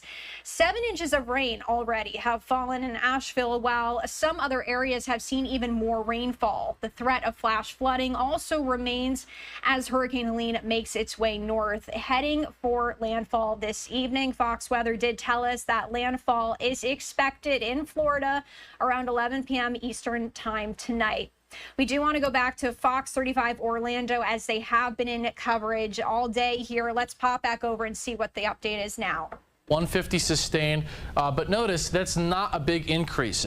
In their private discussions, the Hurricane Center has said that significant intensification is possible, if not likely, all the way up to the point of landfall later this evening. So we're going to keep an eye on that. It certainly looks like the consensus of the modeling, at least right now, keeps the eye east of Tallahassee. So if it landfalls here, obviously, that means a little more wind for our region than if it landfalls here. But yesterday, it looked like the eye may go west of Tallahassee, TJ, which, at least for our friends in the Big Bend and the Panhandle, the eye staying east of Tallahassee means the worst wind will stay east of the city later tonight. Shift might be impacting places more like, Cedar Key and a little farther to the south and east, but that would also mean more impacts for us here across Central Florida. So that's what we're going to continue to fine tune. If it wobbles at all anymore, all of these factors really why it's a storm team alert day for us, a storm alert day across Central Florida. So if you are getting out, I would say do it sooner rather than later, because we're going to start seeing more tropical downpours, the potential for tornadoes going up, and the potential for more strong wind gusts, tropical storm force gusts going up as well. We've already seen some of that today through the last 3 to 6 hours or so. Gusts beyond 60 miles per hour on Cocoa Beach, beyond 40 in Daytona and Cape Canaveral, and just under that in the heart of Florida in Kissimmee. You can see the gusts continuing to ramp up closer to 9. Look at Cedar Key, look at Horseshoe Beach, around 100 mile per hour hurricane force wind gusts just in time for this late evening as Helene is bearing down on the Big Bend and the Panhandle. So we're going to continue to keep tabs on all of this, get you new updates as we progress throughout the rest of the evening to keep you ahead of all this, John. But certainly we have a ways to go before things improve. Yeah, that's for sure. Long evening ahead. Thank you, TJ. Appreciate it. And our team coverage continues right now. Fox 35's Marie Edinger takes us to the Wildwood area up in Sumter County. I'm in the Woodlane Meadow subdivision in Wildwood. This is an area that flooded during Hurricane Debbie, even though neighbors had never seen that happen here in the past. This time around, the city of Wildwood is prepared. The Public Works Department brought out this pump. You can see it goes out into this ravine, but you'll also notice right here it is disconnected. We did see some city workers out here earlier seeming to struggle with that pump. I reached out to the city trying to learn more, but even still, it was still running earlier. And that's something that people living in this community said is giving them a lot more sense of security. Here, I went up to City Hall, spoke to the mayor and, the engineers up there, and they assured us that they would have something in place to take care of this if something else happened. So I feel a little more comfortable. I do got sandbags ready though. I'm prepped, I'm ready. I got my generator, I got sandbags, water, so we're ready to go. Do you think you would have taken it as seriously if it had not flooded here? No, I wouldn't have. I mean, I've always had my whole home generator. It's just a habit we always have. But after seeing the water get here, I was like, okay, yeah, it's time to tighten up and make sure I'm ready for the next serious storm that comes through. Yeah, I would have to think if it's getting that close, you're just like watching it, hoping. Yeah, literally, it's just coming up like inches by the hour. So it was kind of scary. How long have you lived out here? I've been here for years. Okay, and when was the construction put in? Less than a year ago, they opened up. I think they've been open about 4 months now. Okay. Yeah. So is it like you could see a semi-immediate effect, like it started? Immediately after they were up and running, and we had Debbie, that's when it started. As long as I lived here, we had small storms come there, but the ravines never actually filled up at all. The city told me the pump is precautionary. They aren't anticipating there will be a need for it. They just want to be 100% sure. And as we mentioned, just give a little bit more sense of calm to the people living around here. So the city explained there is new construction, and that new construction came along with a stormwater pond. The commercial development's pond had an issue. It just didn't work as intended during the last hurricane, and it overflowed. That overflowing sent water across the road and filled up the pond that you see right here. So the city says it's been in close cooperation with the engineers of that new construction, and that the engineers have now remedied things. So the city came in today, pumped down the Woodlane Meadows pond just in case, but they are saying that they're expecting things to go smoothly. It's concerning, I did contact my attorney just in case, because I wasn't required to have flood insurance at this location, even though I was this close to the ravine. So just getting prepared, for in case something happens. The city also told me the public works director is driving around town, just checking on whatever might need tending to in the meantime to make sure people in this community stay safe during this storm. In Wildwood, Marie Edinger, Fox 35 News. Well, after Hurricane Helene is gone out of Florida, its next target, of course, is Georgia. That could be a big issue right now, especially as it's gearing towards Atlanta. The storm is still expected to pack a serious punch when it gets there. And Fox 35's Oliviana Calmes is live in Valdosta this afternoon. That, by the way, Valdosta just across the Florida border, right there along I-75. So, Oliviana, that's where a lot of people are going to get out of Florida, but they may be driving right into the eye of the storm again. John, right. People are evacuating this area. So if you're evacuating Florida, I would go definitely farther away, because people here are definitely bracing for the impact. They expect winds up to 100 miles per hour here. It's calm right now, as you can see behind me. The trees aren't moving yet. It's not pouring rain at this point. So people are getting in last-minute preparations. The local county EMA here telling people to start sheltering in place, though. And a lot of folks have already evacuated this region. It's so large that I don't know. And they're saying it's worse than Idalia. And when I heard that, I was like, Idalia was pretty rough. So I don't want to. We had a lot of trees down and a lot of water in our house with Idalia. So I'm like, I don't want to stay with my baby. Now, she talked about trees there. People I've spoken to today say the wind is going to be the really big story here in the city, because there are so many trees that can do so much damage in just a small amount of time. And we'll be watching for power outages as well. So people getting their generators out, getting prepared for this. And overnight, of course, we're going to see the worst of this coming up into Georgia. I'll send it back to you. All right, thanks a lot, Oliviana. We will talk to you later on this evening. And you're watching Fox 35's special coverage of Hurricane Helene. It's currently in the Gulf, now Category 3, possibly on the way up to a Category 4. We'll have much more straight ahead.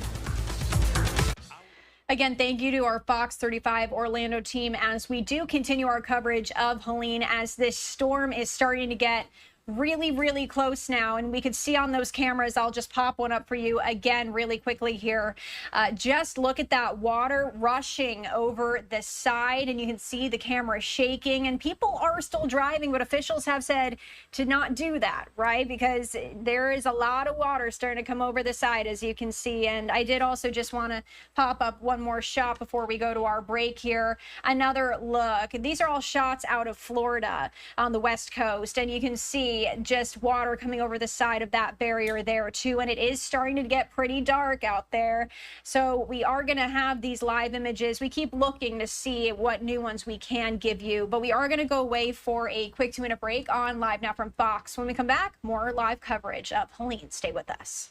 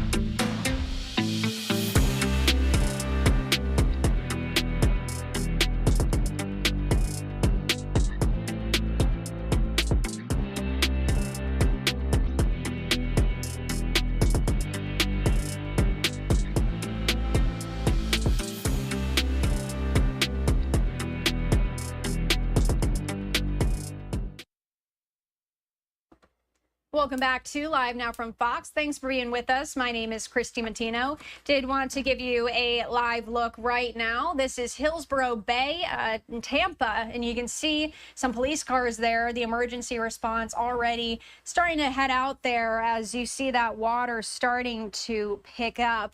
And we did want to also talk to Stephanie Zick, who's an assistant professor of meteorology at Virginia Tech University, to just talk a little bit more about what it means now that Helene is a Category 3 storm. We did want to bring her in. Thank you so much for joining us here on Live Now from Fox to break this all down for us. Okay, I'm happy to be here. Great. Okay, so that question of now this is a Category 3 storm, major hurricane. What does that mean? Well, I mean, the category is important because it tells us the peak sustained winds. So now the peak sustained winds are up to 120 miles per hour, and that can be very important, especially near the landfall location. That said, it was already a very large storm with a large wind field. So the impacts are not going to change that much with this upgrade to Category 3. The message is still the same of like a broad area of storm surge across the Florida coastline, especially in the Big Bend region, and a lot of rain. The wind hazard is going to be the most important right near the landfall location. And what are the ingredients, so to speak, to make a storm this powerful, to upgrade it to these 120 mile per hour winds? What is causing that? Yeah, I mean, the main factors for thinking about a tropical cyclone and how it forms are like a hurricane. Sorry, tropical cyclone is the generic term for any ocean basin. The main ingredients are warm ocean waters. So those help to fuel the storm. And then additionally, these storms need to form in relatively weak wind environments. So sort of like the winds surrounding the storm need to be pretty constant with height and not too strong. So that's that vertical wind shear that you sometimes hear. Vertical wind shear needs to be typically pretty low. That allows these systems to form as like these vertically stacked vortices. So as long as there is warm ocean water and low vertical wind shear, these storms can intensify. This is set to cause a life-threatening storm surge flooding, but can you explain exactly what a storm surge is? So storm surge, it's mainly related to this difference between like onshore flow and offshore flow. In the onshore flow, you get a rising of the waters as the storm moves towards the coast. So that onshore flow is bringing the water towards the coastline. And in the offshore flow, actually, on the other side, you can have lower water values. So that's the main reason for a storm surge. There is a small amount that's due to the lower pressures associated with the storm, but that also helps to explain why the storm surge tends to be largest on the right side of the storm where the onshore winds are and the onshore flow. And we have been talking a lot about Florida, but from your perspective, can you just tell us a little bit about how this can be so far reaching to these other states, the impacts? The impacts are going to be felt well inland. First, this is a Category 3 storm that's moving very quickly. So, you know, the hurricane force winds are going to be felt inland locations. Additionally, these storms drop a lot of rain, and inland flooding is a major concern in a lot of these storms. They can dump so much rain, and that it continues inland. In particular with this storm, there's going to be enhancement of rain over the southern Appalachians. So inland locations across southern Appalachia, sort of like northern Georgia, far western North Carolina, those regions are going to see a lot of rain, over 10 inches, and then they've already been getting rain for the last 1 to 2 days. So I am particularly concerned about the inland flooding hazard with this storm due to the large amounts of rain in the southern Appalachian region. From your perspective, how dangerous is this storm going to be? We keep hearing that this is going to be historic, catastrophic. These are some of the words getting thrown around here. Can you tell us what you think? Is this true? I mean, should we be bracing here for? Well, the National Hurricane Center is using very extreme language, and in particular, that's with the storm surge. So we're going to be seeing historic storm surges along the Big Bend coast of Florida. They're forecasting 15 to 20 feet of storm surge. So that in some locations will be record breaking. And these are locations that were recently impacted by Debbie. With this storm surge, it's going to be an even larger storm surge. So that's why they're really encouraging people to evacuate and to follow those mandatory evacuation orders. So the storm surge is definitely going to be historic. And then additionally, like I said, with the inland flooding, I think it's going to be a very impactful storm across the southern Appalachians. From a meteorology perspective, we touched on this a little bit, but the science behind how a hurricane even forms, can you just walk us through how this all begins and all the way up to landfall, right? Like, what is the process that goes on there? Oh, okay, yeah. So these storms, like I said, they tend to form in the tropics over these warm ocean waters in low vertical wind shear. They need to be able to sustain convection near the center. So convection is these like thunderstorms that form. So there needs to be like a moist environment, and the air needs to be able to rise. One of the key ingredients to formation is actually some sort of seed. So an initial circulation. Often in the Atlantic Ocean, that's an African easterly wave. So a lot of times we see in the Atlantic Ocean that these waves move off the coast of Africa, and some of those can form into hurricanes. This particular storm had a different seed. So this was formed from like this large low pressure system across Central America, where a small area started to see some lower pressures. And then over time, it formed. So those are some of the ingredients. That's very fascinating. See, I had no idea, and I probably should know that, but now I know. Stephanie, thank you so much for joining us here on Live Now from Fox. We appreciate your perspective. All right, stay safe, everyone. Thank you. You too. All right, we are going to go away for a quick 2-minute break. On the other side, my colleague Mike Paish will be taking over for me. My name's Christy Mattino. Thanks for being here for our coverage, and it will continue in just 2 short minutes.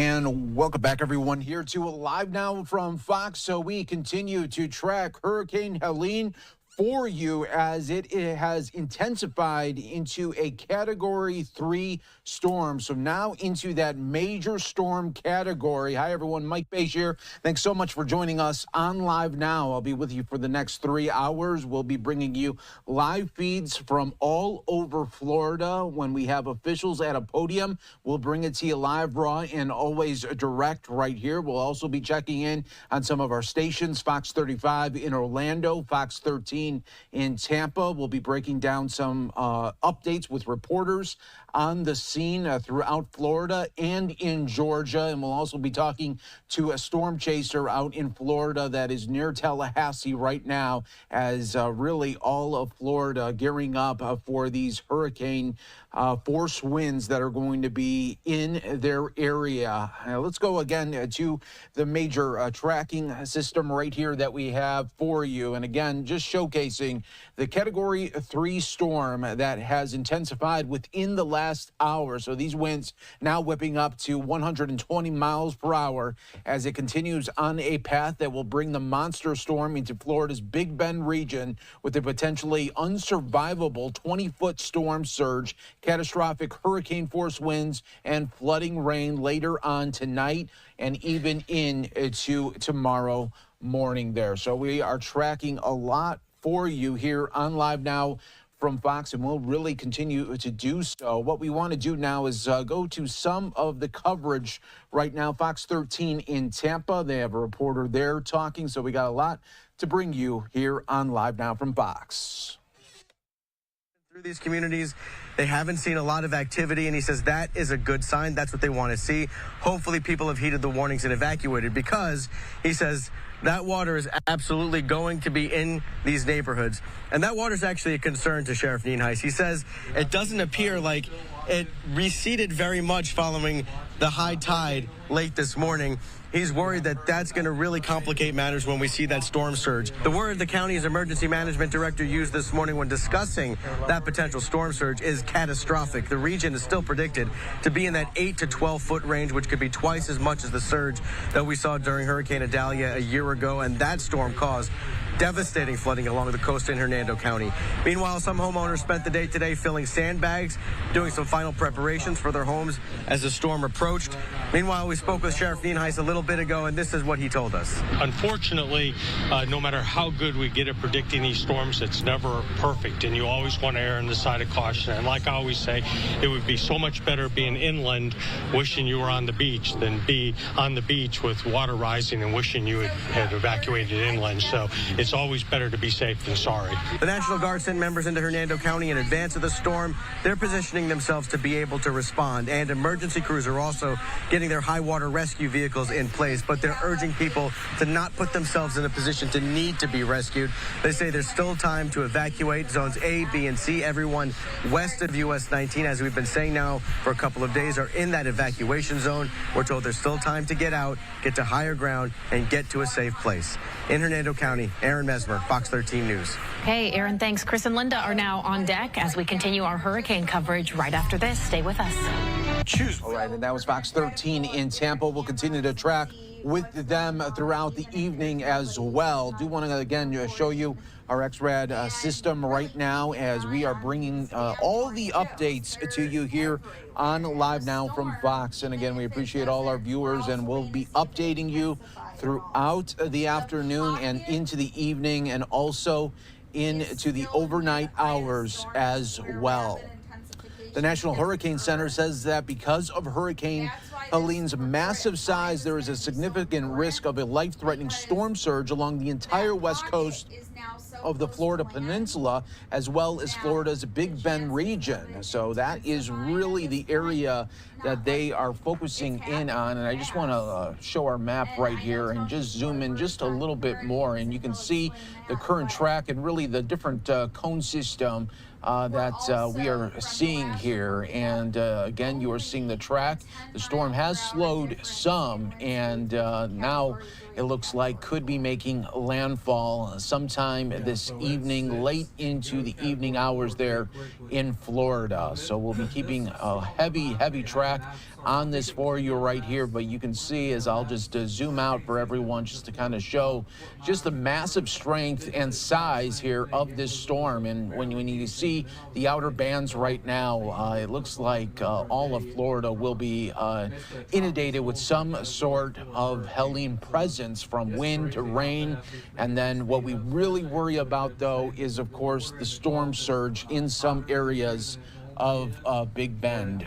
So we'll be keeping an eye on that for you here on Live Now from Fox as always. And again, I'm your host, Mike. We'll be with you here for the next several hours as we bring you the coverage as it is all unfolding throughout Florida. We're hoping for the very best for all of the residents out there, and continue to stay safe. And remember to check in on your loved ones if they are in the path here of this massive hurricane. Let's go out now to Fox 35 in Orlando. They are having coverage as well right here on Live Now. 35 News. Fox 35 News starts now, tracking the tropics. You are watching Fox 35 special coverage as we track Hurricane Helene. We are monitoring the path of the storm, but we want to get right to Seminole County where they're holding an update from emergency management. Let's listen in. Information staff. We are monitoring, of course, the progression of now Category 3 Helene, Hurricane Helene. While we are outside of the cone, the size of this hurricane has made it very important for us here in the Emergency Operations Center and our first response agencies, as well as public works agencies, to be able to respond quickly and efficiently to this emergency. So that's why we're here activated in the EOC. We also have our Citizens Information Hotline open for anyone that may have questions during the event, 407-665-0000. We ask that our residents stay safe. Of course, as we get into the evening hours, we're going to see some tropical storm force winds here in Seminole County. Some of those, of course, could be sustained winds. So please, if you don't have to, stay at home, stay off the roadways, allow our first responders to respond efficiently to any emergencies that they need to respond to. We have been in contact with Florida Power and Light and Duke Energy. While they're not here in the EOC today, we have asked them to be, of course, on call for us. There's lots of line crews here in the county that are ready to respond, and they have responded. We've had about 3,000 customers roughly that have lost power during the event so far, but most of those have been restored almost immediately. So we continue to, as we identify power outage throughout the community, those power companies, which are also staging to go up to the Panhandle, they're responding very quickly here in the county to restore our power. And we're going to continue to do that. They'll continue to do that as long as it's safe to do so. Obviously, if there's strong tropical storm force gusts, things like that, there may be a slight delay in getting the linemen out there to fix that. Remember, if, though, you do come up on an intersection where the power is out, please treat that as a four-way stop. We have seen a lot of injuries and unfortunately, some fatalities in our previous hurricanes when individuals barreled through an intersection that was without power. So, again, if you come up on an intersection and there's no power there at the intersection, please treat that as a four-way stop. Earlier today, a transformer blew as one of these squall lines came through. A transformer blew down in the Altamont Springs Longwood area, and that triggered rail arms, the railroad arms, to go down at State Road 436, Ronald Reagan, State Road 434, North Street, Plamosa Street. That caused a major road issue in the Altamont Springs and Longwood area. They're still recovering from some of that congestion, so we are asking people, if you can avoid those areas for right now, allow the railroad crews and the power company to do their thing and get those arms up. They are putting those arms up manually, and they're opening up those roadways. Our hope is that we have no major damage here in Seminole County, but with that in mind, we are planning to reopen Seminole County tomorrow. Seminole County Public Schools and our 7 cities, as well as county government, does plan to open tomorrow. So that, again, is barring any type of emergency or deep impact as these squall lines come through. But right now, the plan is to respond to anything that does happen overnight and to reopen everything tomorrow. If you experience damage inside of your home, we ask that you can call our non-emergency line. Obviously, if it's an emergency, call 911. But if it's a non-emergency, just to report the damage, if you could call our Emergency Operations Center, 407-665-1010. Again, 407-665 5100, 407-665-5100. Or you can go to prepareseminole.org, and click the damage assessment report button there. If you lose power overnight or in the evening and you plan to use a generator, please practice generator safety. Carbon monoxide calls are often the leading cause of injuries and death after a hurricane. So if you are planning to use a generator, please make sure that generator is at least 20 feet away from the home, away from windows, air conditions, things like that, anything that could intake the air into the home. Localized flooding is a possibility. We've already seen localized flooding over just the last few weeks with the normal rain showers. Not a lot of capacity. We've been saying over the last few days, not a lot of capacity for additional water, and we are getting additional water as these squall lines come through. So please be careful driving around. Turn around, don't drown, and be careful as you drive through there. Our sheriff's office and our fire department have upped their crews to respond to any type of emergency that happens now and throughout the evening and into the morning hours as this hurricane gets closer to us. Meanwhile, they are also preparing to respond up into the Big Bend area. Our sheriff's office has a 32 deputy crew that is planning to go up and deploy up to the Big Bend to help near Dixie County and around Dixie County. Our urban search and rescue task force, which is made up of Seminole County, Orlando, Orange County firefighters, professionally trained in the urban search and rescue to get into homes that are damaged and destroyed and save lives. They are preparing to mobilize to go up into the Panhandle as well as this storm moves forward. So we want just everyone to please be careful throughout the evening as it gets darker. These winds are going to start to pop up a little bit, and the storm's going to get a little closer to us. So we just ask that you be safe during that time period. We will be here in the Emergency Operations Center and our first response agencies ready to respond to any type of emergency. So that's it for here in the Emergency Operations Center here in Seminole County. Does anyone have any questions? Yes, sir. So, Alan, is there a specific mile per hour wind that will affect emergency response for 911 for either police or fire? Yeah, so we're continually monitoring. So anytime there's a hurricane event, we monitor the wind gauges that we have, and most of those are attached to our fire stations. So we can see exactly when it gets to a threshold where it's unsafe for certain vehicles to drive. So 50 mile an hour sustained wind is where it starts to get dangerous for some vehicles. So, and we have those tiered down. So obviously like our ambulances, those big profile vehicles that are a little bit lighter, they may not run while a fire engine may run because of course it's heavier. And we've even responded to calls in the Bearcats. Those are the armored vehicles that even during a hurricane. So if there's an emergency, we will get. You have been listening to a live update from Seminole County Emergency Management. They said about 3,000 people have lost power due to Hurricane Helene so far, but they said nearly all of that power has been restored. They are planning to get things back to normal tomorrow. That means schools will reopen for our kiddos, and city and county offices will reopen tomorrow as well if the damage is minimum here in our area, which is expected. Thank you so much for joining us for our special coverage of Hurricane Helene.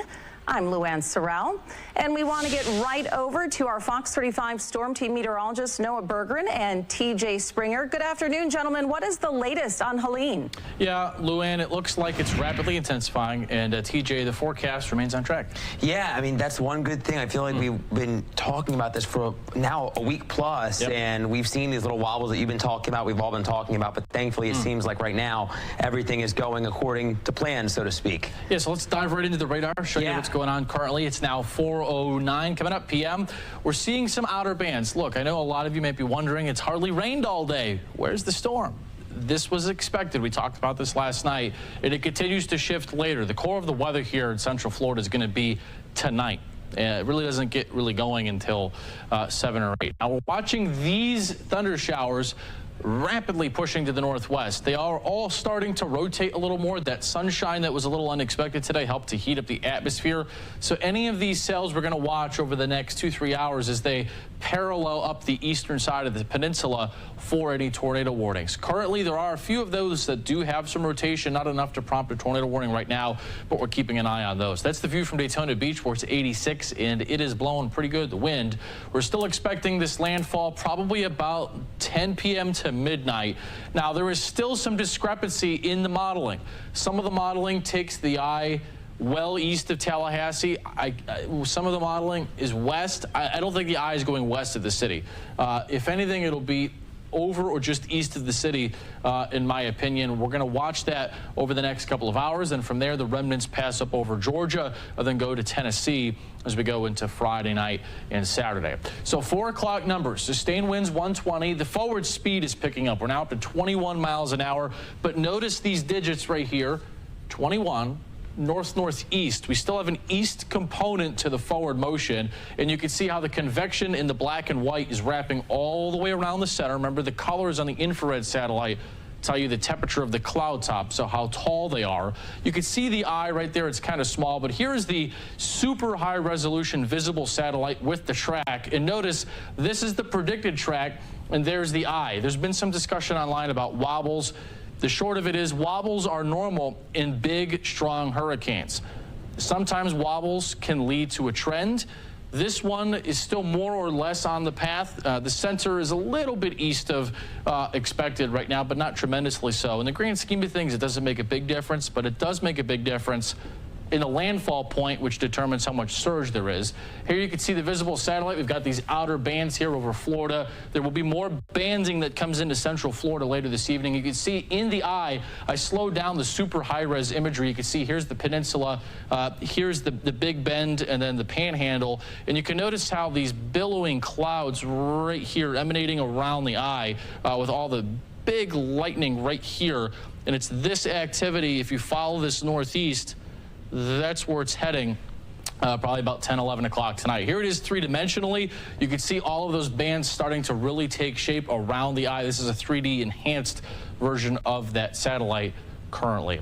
All right, so when do the strongest winds come into central Florida? About now on the west coast of the state. The winds are already gusting to 50 to 70 in the Tampa area. But for Orlando, the gusts don't really reach their peak until about 8 o'clock. It's when they start getting there. So we're still about 4 or 5 hours away from the winds getting to where they will apex for the night, and then 10 p.m.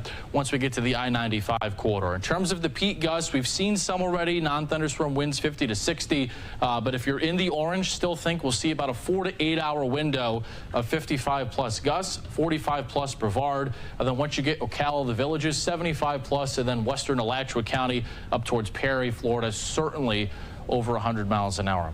So TJ, that's the latest. It looks like the wind peaks this evening, the storms peak this evening, and we remain under that storm alert day. We're now less than 10 hours away from landfall, which is hard to believe. I feel like we're going to be with you through all of it. That's why we're here, trying to keep you all ahead of what is happening. Now, it is a storm alert day for all the things that Noah was just talking about. The strong wind and the heavy rain, the tropical downpours, and the gusts.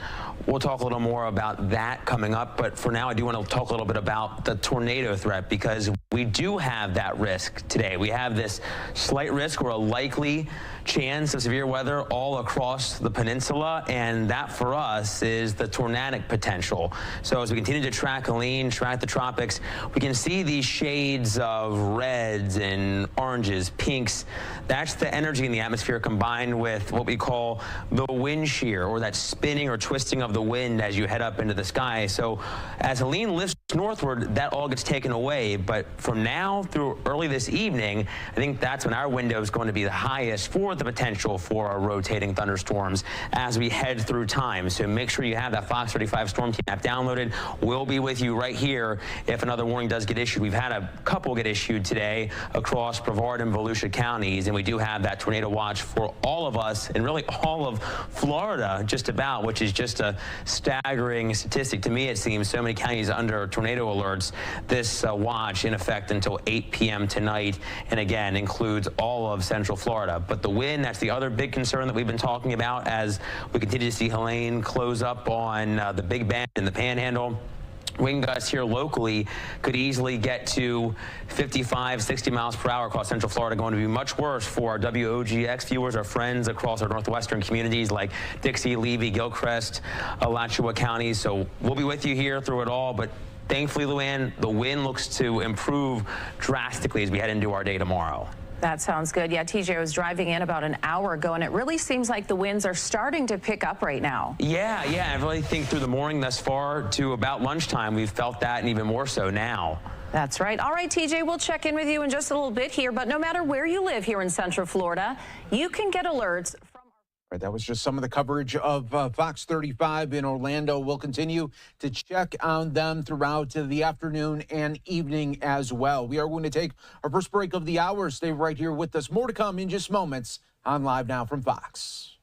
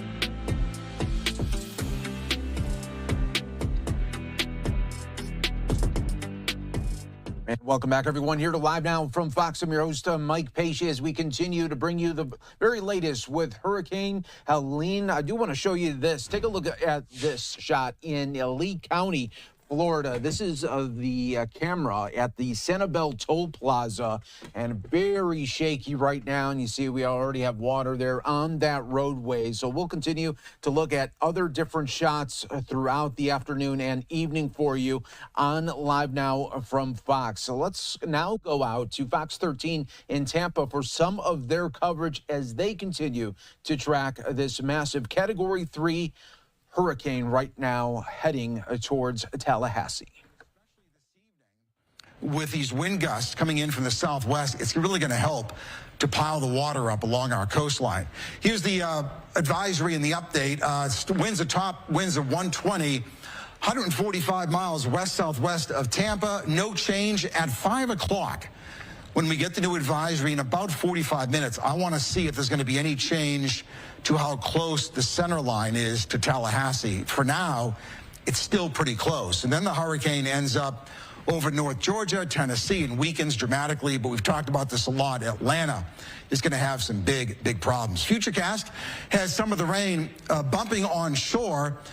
Inland, some fast-moving bands. We're noticing offshore on Sky Tower that some of the areas of rain are showing some rotation. We'll talk about that in a sec. Peak surge values 8 p.m. to 1 a.m., 15 to 20 feet up in the Big Bend, 10 to 15 across our northern counties, 8 to 12 in Pasco. Around Tampa Bay, it's about the same. It's about 5 to 8, less than that, but still 5 to 8 feet of water is a big deal. 4 to 7 areas south. Let's get to Sky Tower. We were back at the Weather Center. Jim Weber, Nash, and I looking at this radar, and there's definitely some cells off the coastline, Nash, that are rotating. Could have some tornado warnings pretty soon. Absolutely, especially with the center of this system now tracking as close as it is to many of our communities. At the moment, this is about 125 miles kind of west of Sarasota, drifting to the northeast. There's the center of that system, but it's these outer little bands of this storm that we're watching very carefully. Those little pockets of red that could capture some spin as they push on shore, and that's what we're going to be watching for the potential for a tornado threat. Right now, south of St. Pete, more heavy rain moving north, and that's going to pack some gusty winds as well, and that's going to provide pretty much the highest rain totals that we see out of this. These bands that are just now starting to pick up and will continue over the next few hours.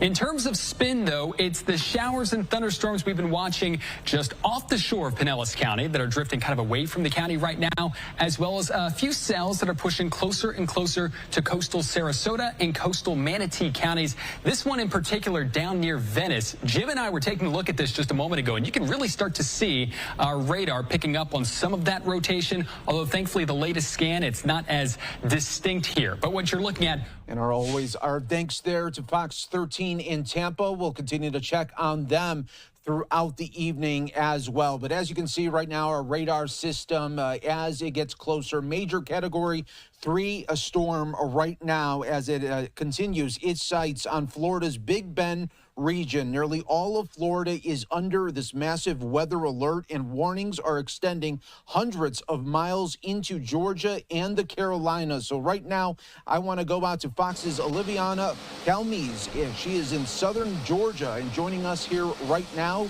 And Oliviana, tell us the conditions.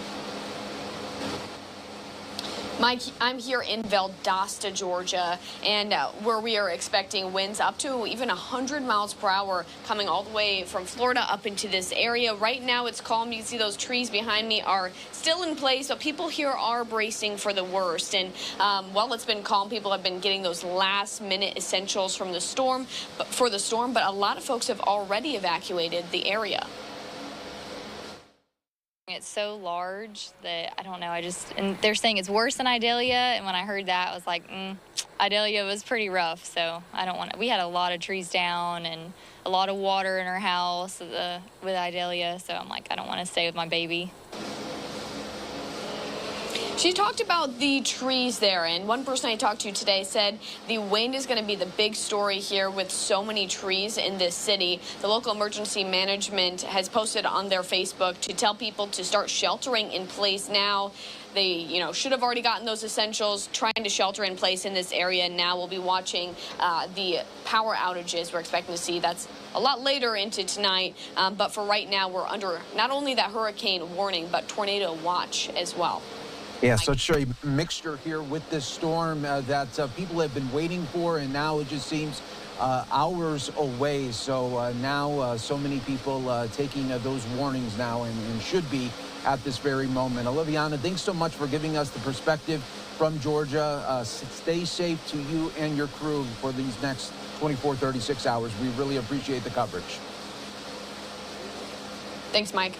We'll continue to always track it for you here on Live Now from Fox. We want to take another 2-minute break. When we come back, we'll continue to take you out to Fox 13 in Tampa, Fox 35 in Orlando. We'll be also awaiting more news conferences from officials as when they get to the podium, we'll bring it to you here on Live Now from Fox. And here is the latest radar system, still a Category 3 storm. We are expecting the next major National Hurricane Center update coming up in about 40 minutes as well. And before we go to that break, do want to show you again just the strong winds that are pushing through right now in Lee County. This is Sanibel Toll Plaza camera showcasing a live perspective for us there in Florida. So all our thoughts with everybody right now in Lee County, Florida as well. We'll be back in just 2 minutes. More to come on Live Now from Fox.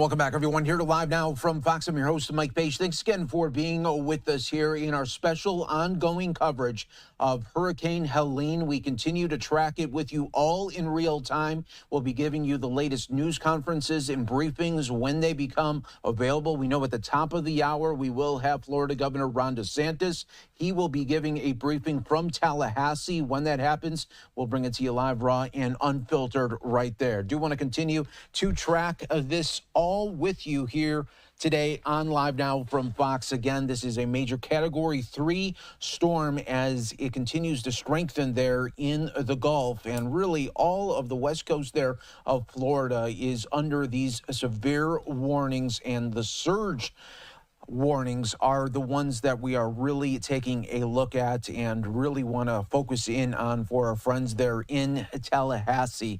I do want to now go out to the coverage of Fox 13 in Tampa as they continue to provide the latest updates for their viewers as well. So we'll bring that to everyone here on Live Now from Fox. Right after this break. Right, looks like they're going to a quick 2-minute break here. Let's check in now. Fox 35 in Orlando with some of their coverage on Live Now. That these cells here coming into the eastern side of the bands will produce tornadoes, and we're hearing our alerts and sirens go off in the building. And if you hear your phones going off, hello everybody. So here we go. 427. Thanks for sticking with us here. So we've got a tornado warning that is now in effect for parts of Volusia County. So let's bring that to you here. We'll zoom this in. So first things first, a reminder about tropical tornadoes. They form fast. They're very short-lived, and they often spin up between radar scans. So this is not a radar return that we're going to be able to track a tornado for an hour on the ground. This is not a tornado outbreak in Kansas. So it's possible we never even see debris show up. So first and foremost, there's a warning now till 4:45 for Volusia County. So if you're in the Sanford area or Lake Mary, like we just heard our alerts go off. So if you're in Sanford, Lake Mary, Heathrow, you're not under any tornado warning, and there's no risk for you there. So really most of Seminole County, this is already pretty much out of Seminole County. If you're anywhere in Deltona, Orange City, and DeLand, those are the areas up next for this tornado warning. So tornadoes are small, counties are big. That's why we issue these polygons like this, but the threat is only going to be at the bottom of this thunderstorm pushing off to the north. So let's walk you through everything you need to know here. So I'll clear off the little polygon query there. So let's zoom this in. Now this is heading into probably the east end of Deltona, and we're talking about this rotation is going to be right at the bottom of the thunderstorm right there. So that is where the air is circulating, and it's moving very fast to the northwest. So if you're on the east side of Deltona, I need you right now to be in your innermost room, a closet, ideally somewhere away from windows, because this is not like we sometimes get in Florida in the spring or the summer where we have a tornado type of day, and you can look outside and see it from a long way. Tropical tornadoes are rain wrapped. You're not going to see it coming. So if you're in the east side of Deltona, I need you to go ahead and get to an innermost room right now for this. Let's talk about the velocity data now. Now looking here, if you just looked, it's not super intense, but that's how these tropical tornadoes are, is the rotation is not very intense on the radar return. So where we're talking about is right over, okay, so we just got a new scan in. So remember, we get new radar data about every 2 to 3 minutes. So you'll see this frame update every 2 to 3 minutes. So where the air is rotating right now is over Newmark Drive, Osceola Tram Road, and India Boulevard. And you can see there in our double box the live pictures there.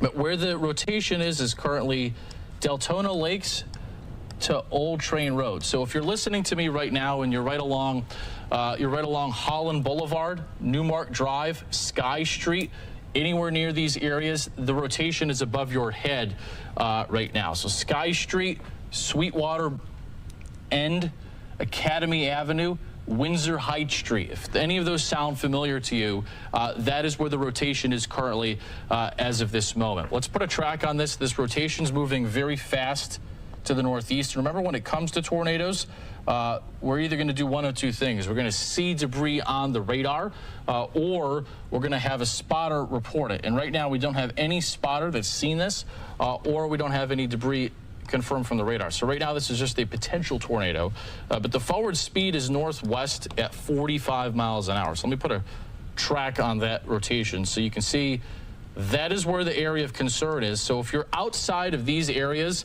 yes, you need to remain vigilant, but no, you don't need to be super concerned. If we can pull up links 3 behind me, or links 1 behind me at the green screen, I've got that pulled up. You can see that the times here. So to land right about maybe 4:42 to 4:45, Glenwood 4:52. Cypress Lake Estates closer to 4:46, DeLand Highlands 4:47, North DeLand about 4:48. And if we can change to links 1, you can see the tracks. There you go. So here's what I was just referencing. So this is the rotation right here, and it's moving northwest. So the east end of DeLand, Lake Helen. Within the next 5 minutes, there's the potential of this tornado. So let's go ahead and look at the debris tracker. The good news is, I know the banner says smoke, but it's the same product we use to look at tornado debris. There's no actual debris showing up. And TJ, I don't know if you want to chime in over there if you've got the Weather Service chat pulled up. Right now, this is a potential tornado, and just disregard the banner up here. This is our debris detector. So all of the purple and magenta on here indicates things of the same shape and size in the atmosphere, so precipitation. If we had a tornado that touched down and hit something, you would see a couple of pixels of blue. So right now, this is still a possible tornado, but it will cross Interstate 4, probably about 10 minutes. The east end of DeLand and the northeast part of Deltona, that is where we're concerned about the potential for a tornado in the next few minutes, TJ. And yeah, and you know, that's the one thing, Noah, we haven't seen a lot of this area touched with precipitation, and that's what you were just talking about, that product. We're going to continue to see this lift into somewhat uncapped area, which is where we're going to have that instability as we progress through the next few hours or so. So right now, this is an in-house product that we're looking at. You can see that little area of green. I'm going to zoom in. So that's just to the east of Deltona, and that's showing a little bit of rotation. It's kind of broad. If you were watching Brooks and you were watching Jess earlier on this morning, the tornado warnings that were spawned up across Volusia and Brevard counties, they were somewhat disorganized and broad too, but it doesn't take much with the nature of Helene, the atmospheric setup that we have for one of these to spin up, as Noah was just talking about. So this is going to continue to lift to the north to northwest. Again, this is for Volusia County. If you're just joining us, a tornado warning for until 4:45, rather, for north central portions of Volusia County. I'm going to put back on our storm relative velocity. And remember, the green is going toward the radar site, the reds that you're seeing going away from the radar site. And to me, at least right now, this isn't a super organized couplet, as what we call in the weather world, or where the greens and reds are touching. It is broad, but no, it's something we're going to continue to watch closely as this lifts into a somewhat untouched area from precipitation, really since around lunchtime. Yeah, that's exactly right, TJ. And we've got this tornado watch that goes through the evening. Now, as of right now, it only goes till 8 o'clock. But the tornado threat tonight is going to extend to probably about 2 to 3 in the morning. So we had a few warnings this morning with Brooks and Jess. We had a break for several hours, and now we're getting into that kind of prime window, I think, from now through about 2 a.m., where any of these cells over Central Florida are going to have a pretty good potential to spin and produce tornadoes. So if you're just joining us, let's do a quick little reset here. It's 4:35, coming up on 4:35. Storm Team Meteorologist Noah Berggren, TJ Springer here. We're watching these outer bands of major Hurricane Helene.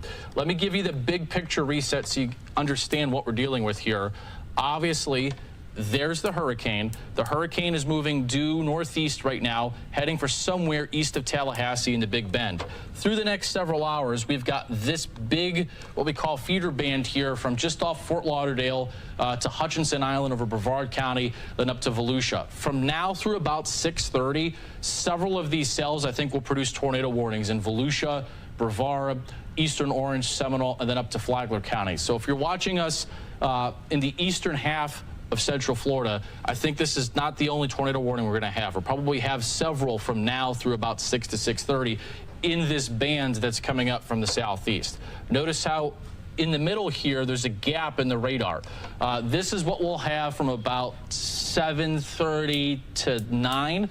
And then these supercells in the Tampa area, those will come in about 10, 11, 12. And that will be when we have the peak of our winds and the highest tornado threat we're going to have for the entire night. So just to give you the big 30,000-foot view here, this is just the beginnings of a busy night. So here's the local view. Anywhere around the city, the theme parks, the villages, Ocala, Gainesville, it's not even raining, and it's not going to for a little while. So let's take you back into this tornado warning, and I want to give you another track and show you the updated view of the wind. So if you're just joining us, this tornado warning was now issued about 8 minutes ago. It goes till 4:45 for Volusia County. I think we'll see this extended. We have not had any confirmation of a tornado touchdown yet, which that is good news. But these tropical tornadoes, they spin up fast, they touch down fast, and they can often do damage before we see them on the radar. So I'm going to put a track on this. The actual rotation is northwest at 45, and I'm going to zoom into the cone and show you who needs to be concerned about this. So right, we see that red and green touching by the end there. That's the potential tornado, and this is where it's moving northwest. So I'm going to zoom this in, and if you're within the cone here, that is where the potential tornado is. So see this little cone here? If you're within this, that's where you need to be, innermost room, closet, until we tell you it's safe to do so. So notice over here, north to land, you're outside of the cone I drew. So yes, north to land, you're in a tornado warning, but the actual rotation is right here. It's going to pass over Interstate 4 any moment. I don't know if we have a traffic camera right there, but I'm going to reckon to guess that there probably would be a funnel cloud, at least off the radar I see off camera. Is pretty good inbound wind to this. So we'll move this north, and I'll show you where this is heading. So Daytona Park Estates, Big John Road, DeLand Highlands, you see we're talking about probably 8 to 10 minutes. So within this cone, that's where the potential tornado is. Over I-4, within the next 5 minutes, Daytona Park Estates, Big John Road, probably 8 to 10 minutes. Then further northwest from there, Clark Bay Road, Gray Fox Lane, Sandy Lane, Marsh Road. And you can see the camera there on the left. This is I-4 eastbound. I'm just talking to our producer, Johnny, who's in my ear, so if you know who I'm talking to. Can you tell which way that's pointing? Oh, east, northeast. Then this, there you go. So you can see some of the downpour there. This is also on I-4 eastbound. And I'll zoom out so we can, that's in DeLand. So we'll see where that camera is. So where that camera is, let me clear this off. Where that camera is probably right there. So the rotation is down here. So if there's any tornado, we might actually see the wind really whip up here in the next couple of minutes. But so right now, this is a possible tornado. If you're in any of those roads I just read off to you, stay away from windows, because I cannot stress this enough times. You will not see a tornado coming out your window in a hurricane remnant. They go down, they go up, sometimes within 60 seconds. And if they go down on you and you're standing at the window waiting for it and a piece of debris comes in, you're going to get yourself injured. So that's why I say don't be sitting at the window trying to see it coming. In tropical events like this, they're up and they're down and they're up and they're down very, very quickly. Some other storms, TJ, I want to make mention of here. We're tracking these other little cells. We put the radar in the right mode of the velocity. See over MIMS, TJ, I don't know what you think of this, but this actually, there's a pretty good rotation now right over the MIMS area. It wouldn't shock me if we get a new tornado warning here for MIMS going up over I-95 and even over Titusville, TJ, another area of spin.